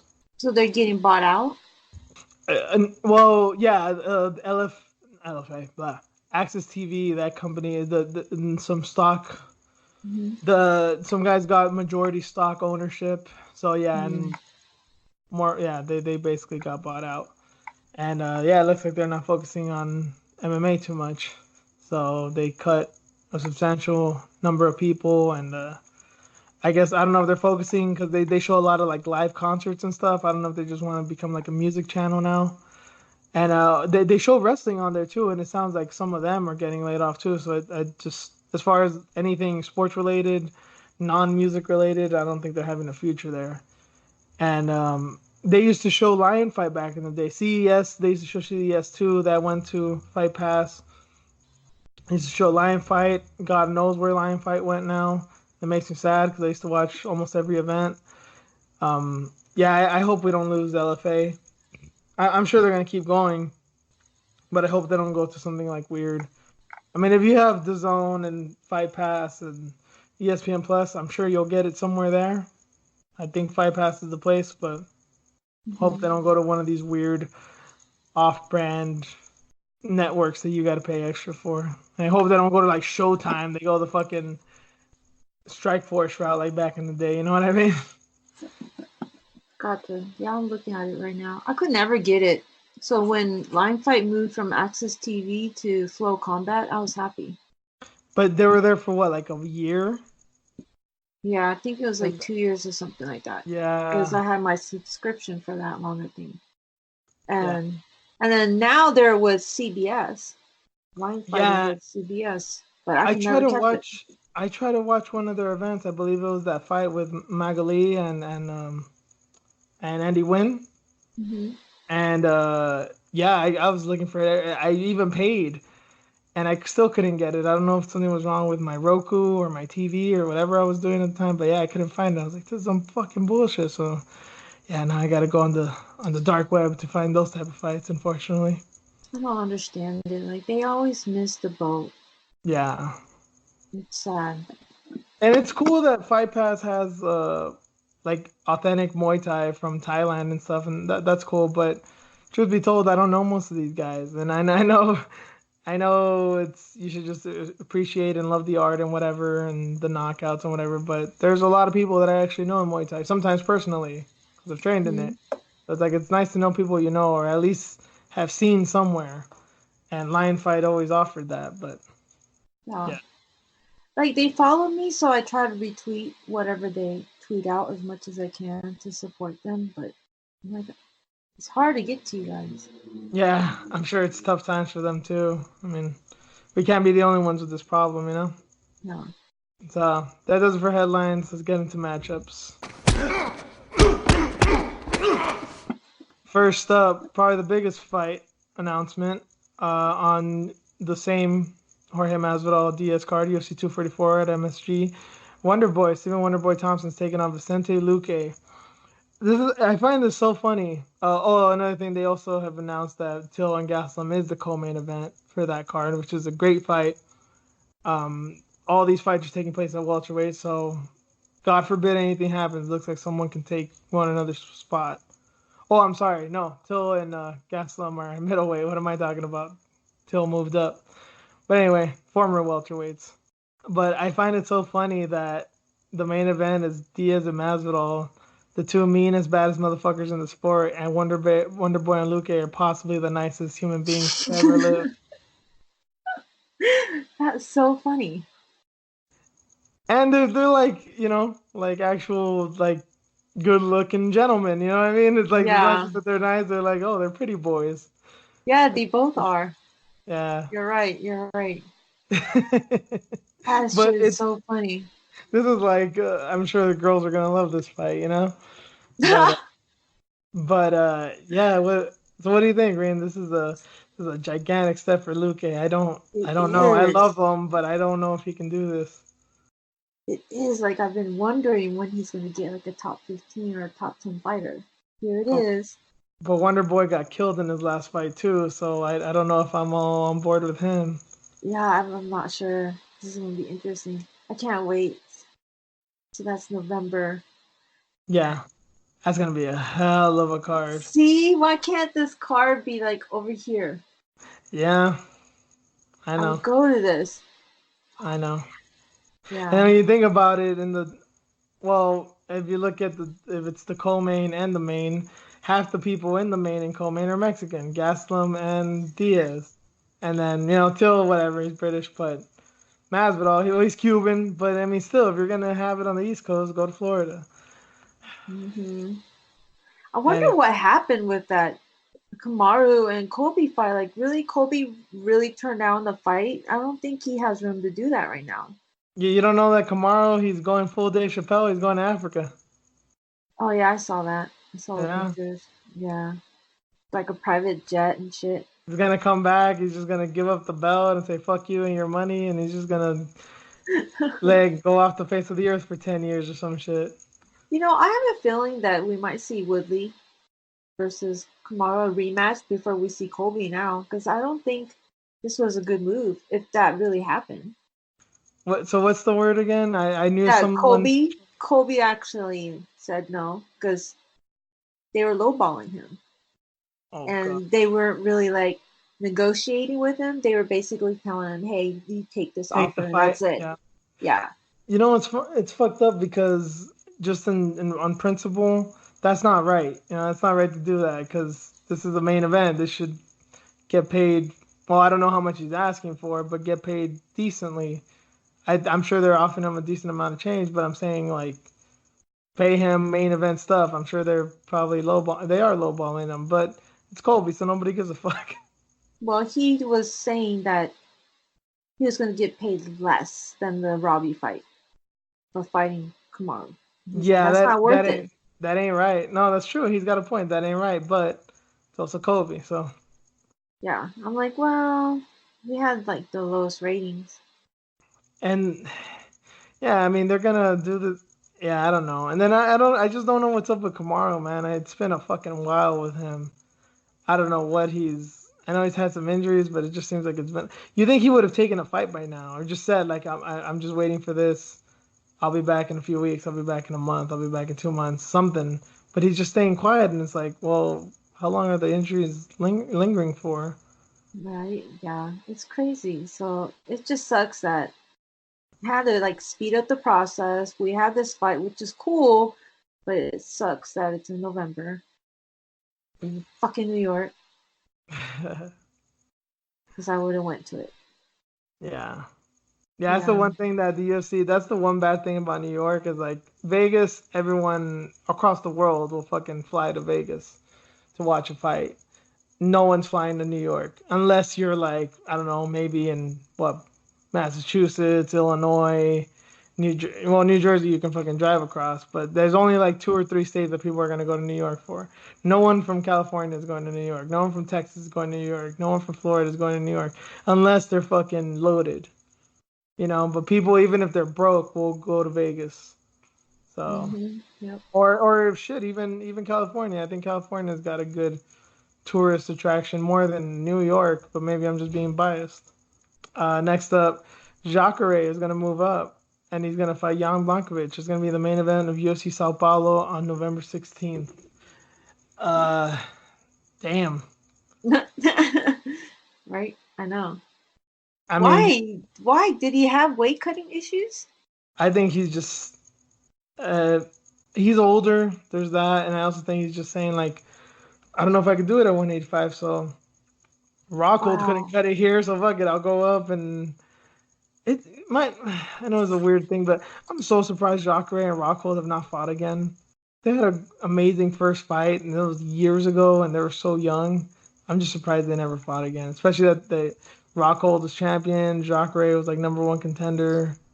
Yeah, that's weird. But anyway, Blankovic just knocked out Rockhold, and if he does that to Jacare, Jesus Christ, that'd be fucking Oh, nuts. man. But I don't know. I kind of have a feeling it's going to be a tough task for Jacare, but I'm not counting him out. Yeah, dude. He had a tough fight last time with But Jack on like he short did good. notice. It was a tough fight though on short notice. Yeah, but he didn't get like the shit kicked out of him. It was a competitive, tough No, fight. But he yeah, might with Jan. he is older, so. Yeah, and he might with Jan, and this is a new weight class. And as we see now, Blankovic can actually fucking hit. He's not just a grappler. Oh, that's Hey gonna be a man, tough task. Well, Hermanson grappled with fucking Jacare, so who knows? I mean, who knows if Blankovic is that ballsy? But shit, this is gonna be fun. It's gonna be fun. Jacare, I think his power is gonna carry over still too, because he's that kind of freak athlete. Next up, Junior Dos Santos and Alexander Volkov they're gonna headline UFC Moscow on November 9th, so that's the week previous. Dos Santos just beat Derek Lewis. And Volkov, I don't remember. Did he lose to Derek Lewis last? Was that his last fight? I feel like it's been a while since we've seen Volkov. JDS just lost to Francis. And Oh, that's right. He lost to Francis. I thought he did beat Lewis, but then he lost to Francis. Volkov, let's see. I want to say the Lewis fight was his last one. I don't think I've seen him since then. Oh, so he lost to Lewis. Yep. Jesus, so it's been almost a year, Yeah, October. over a year by the time this had. Damn. Well, that was a brutal knockout, so good for him for taking the time off. But JDS didn't get brutally knocked out, but he did get knocked out. So yeah, maybe Volkov in this one. Yeah, it'd be interesting. Still forget what a giant guy that dude is. So gonna be an interesting fight. Damn, JDS is going backwards, but what can he do? And Volkov's fighting in his backyard, so a lot of pressure. A lot of pressure. But that does it for MMA. Let's get into our news story of the week. Headline is Loud Sex Mistaken for Fight Leads to Gunshots at Days Inn Hotel in Towson. This happened in Maryland because, of course, it happened near Baltimore, apparently. And so people made a complaint. They heard these loud noises and they thought this couple was fighting inside their hotel room. And this is from the article. Police responded for a fight inside a hotel room. Then it turned out it was just two women having loud sex. It ended with a security guard getting shot at. Not shot, mind you, shot at. So, yeah, they came, they started speaking with them. They found out they weren't fighting, they were just having sex. And what they were escorting them out, and one of the girls forgot their phone in the room, and she was going back in the room. And I guess one girl was in the lobby at this point, and she began arguing with one of the security guards, and she had a gun on her. He says that she pulled it out on him, and she was saying that she swung it at him. It fell and it fired. It hit one of the doors of the lobby. No one was struck. Here's another quote from the article. No one was struck during the incident, but according to police, the security guard had to be taken to the hospital after being bitten by one of the girls during the argument. There's a lot going on in this article. A lot. A fucking lot. I have a lot of questions. There's a mugshot of one of the girls, and yeah, they just they look ghetto-licious. I'll say that much. Or It at was least one of them. already well, it was already too much because they were called for having loud sex. Like that had been wild. If it sounded like somebody's getting beat up or there's an argument going on. Or maybe they're just really bad at it. I That don't could know be what they. it too. Maybe this is their first time. Maybe they're not even lesbian. They're just some girls that wanted to get freaky, or they're like childhood friends. Like, hey, want a scissor? Man, I wonder what it sounded like. Just has okay. I'm pretty sure that like it had to sound legit. Like I'm pretty sure it did scare people. Probably Yeah, banging on the walls and no, that's too much. it's That's too much. I've never witnessed that. I've never done that. Have never, you? Have never you? witnessed what a loud. Like banging, like loud sex like that. Like I've heard shit Um, before, but not like that. Like banging on the walls and no, no, I don't think I have. And I think I remember because I think I heard this comedian say years ago. I forget his name, but he was saying like, "What is it about? Like if you're like in a hotel room and you hear like people next door having sex, it's so weird how it's both funny and depressing at the same time. So you hear you're like you start giggling at the same time you immediately you're like "aw" because it's not you. So true. no, I don't think I've ever experienced that because I think I'd remember such a unique experience. That's it's funny. But yeah, this is I don't know. Maybe these people are just fucking noobs and they don't know what's going on. But maybe it sounded legit because these girls are definitely not classy girls. Why do But they have to be so mad though? I, They're like shooting people and fighting why do they? people and I mean, it's Baltimore, so I'm not. It's Baltimore adjacent, so I'm not gonna say why do you have a gun because I'm sure it's dangerous out there. But you're gonna swing your bag with a gun in it. You don't think that's a bad idea, or just come on, man. they're But yeah, awesome. she got arrested. She's currently being held without bond on multiple charges, including attempted second degree murder. I didn't know there was attempted second degree, but anyway, attempted second degree murder, first and second degree assault, and gun crimes. So Damn. All because you wanted to get off. just a little poontang. This is see, it doesn't. It's not just men. It can ruin women's lives too. Damn, that is too much. Even women mark out sometimes.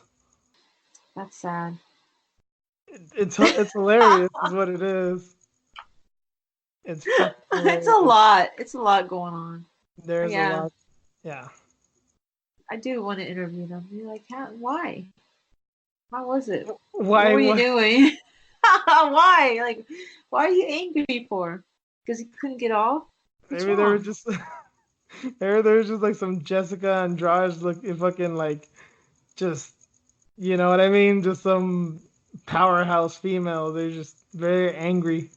Too much, man. They're on Yeah, something really bad.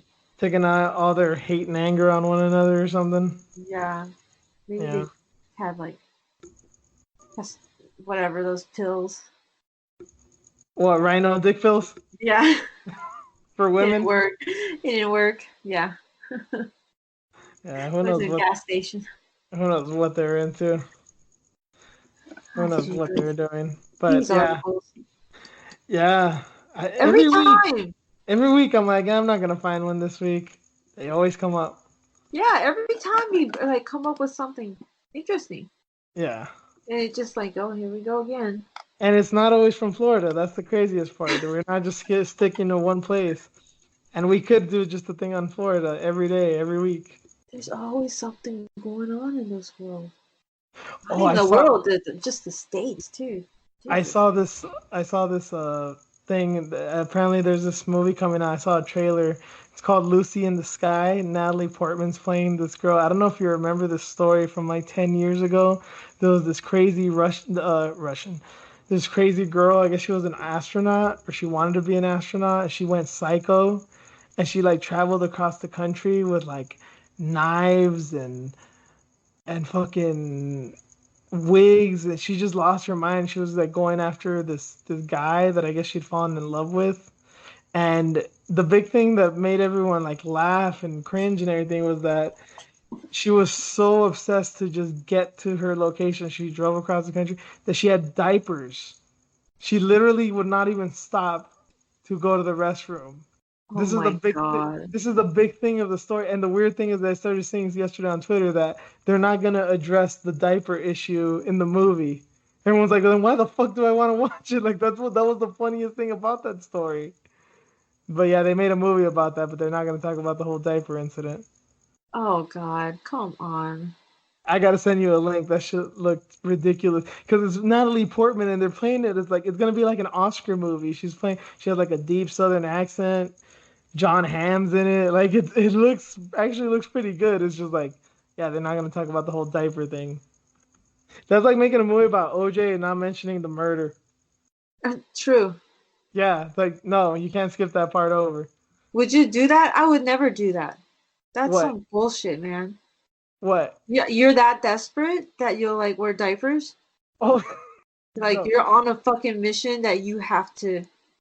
Yeah, You're yeah. not gonna stop. That's some psycho shit. She was psycho. She was definitely psycho. I don't remember what the deal. And I think the guy was married. Like she lost her marbles. Oh, gee. There was something up with her. And yeah, it happened. Well, I think the guy was in Florida. I don't know if she was from Florida. But yeah, she fucking lost her shit. Literally. Yeah, that's Yeah. crazy. Yeah, Diaper. I'll send you the link. But you're gonna be like, what? Because even in the preview, you're like, this shit is crazy. But they don't mention the whole diaper thing. And once you know the story, you're just like, what the fuck was this bitch thinking? This shit is wild. Goddamn Florida. Yeah. So that does it for tonight. I mean, once you start talking about crazy bitches driving across the country in diapers, I don't know where you go on from that. So That's like so low. it's very low. Very So true. goddamn. Some women. Very true. Yeah, hey, there's desperate people everywhere. It's not just men. That's a goddamn fact. Anyway, and there's psychos everywhere. But I think we all know that all women are a little crazy. Yes, I'm generalizing, but Reen's not gonna disagree with it here either. No, it's true. It's true. It's like all Mexicans are crazy. All Yeah, women are too. all Asians are, And it, especially Koreans. there you go. That's what we're waiting for. That's the perfect way to sign out. So again, well, to reintroduce myself. So this is Juice. You can find me online, Twitter and Instagram at Juice_MMA. Reen, where are you at?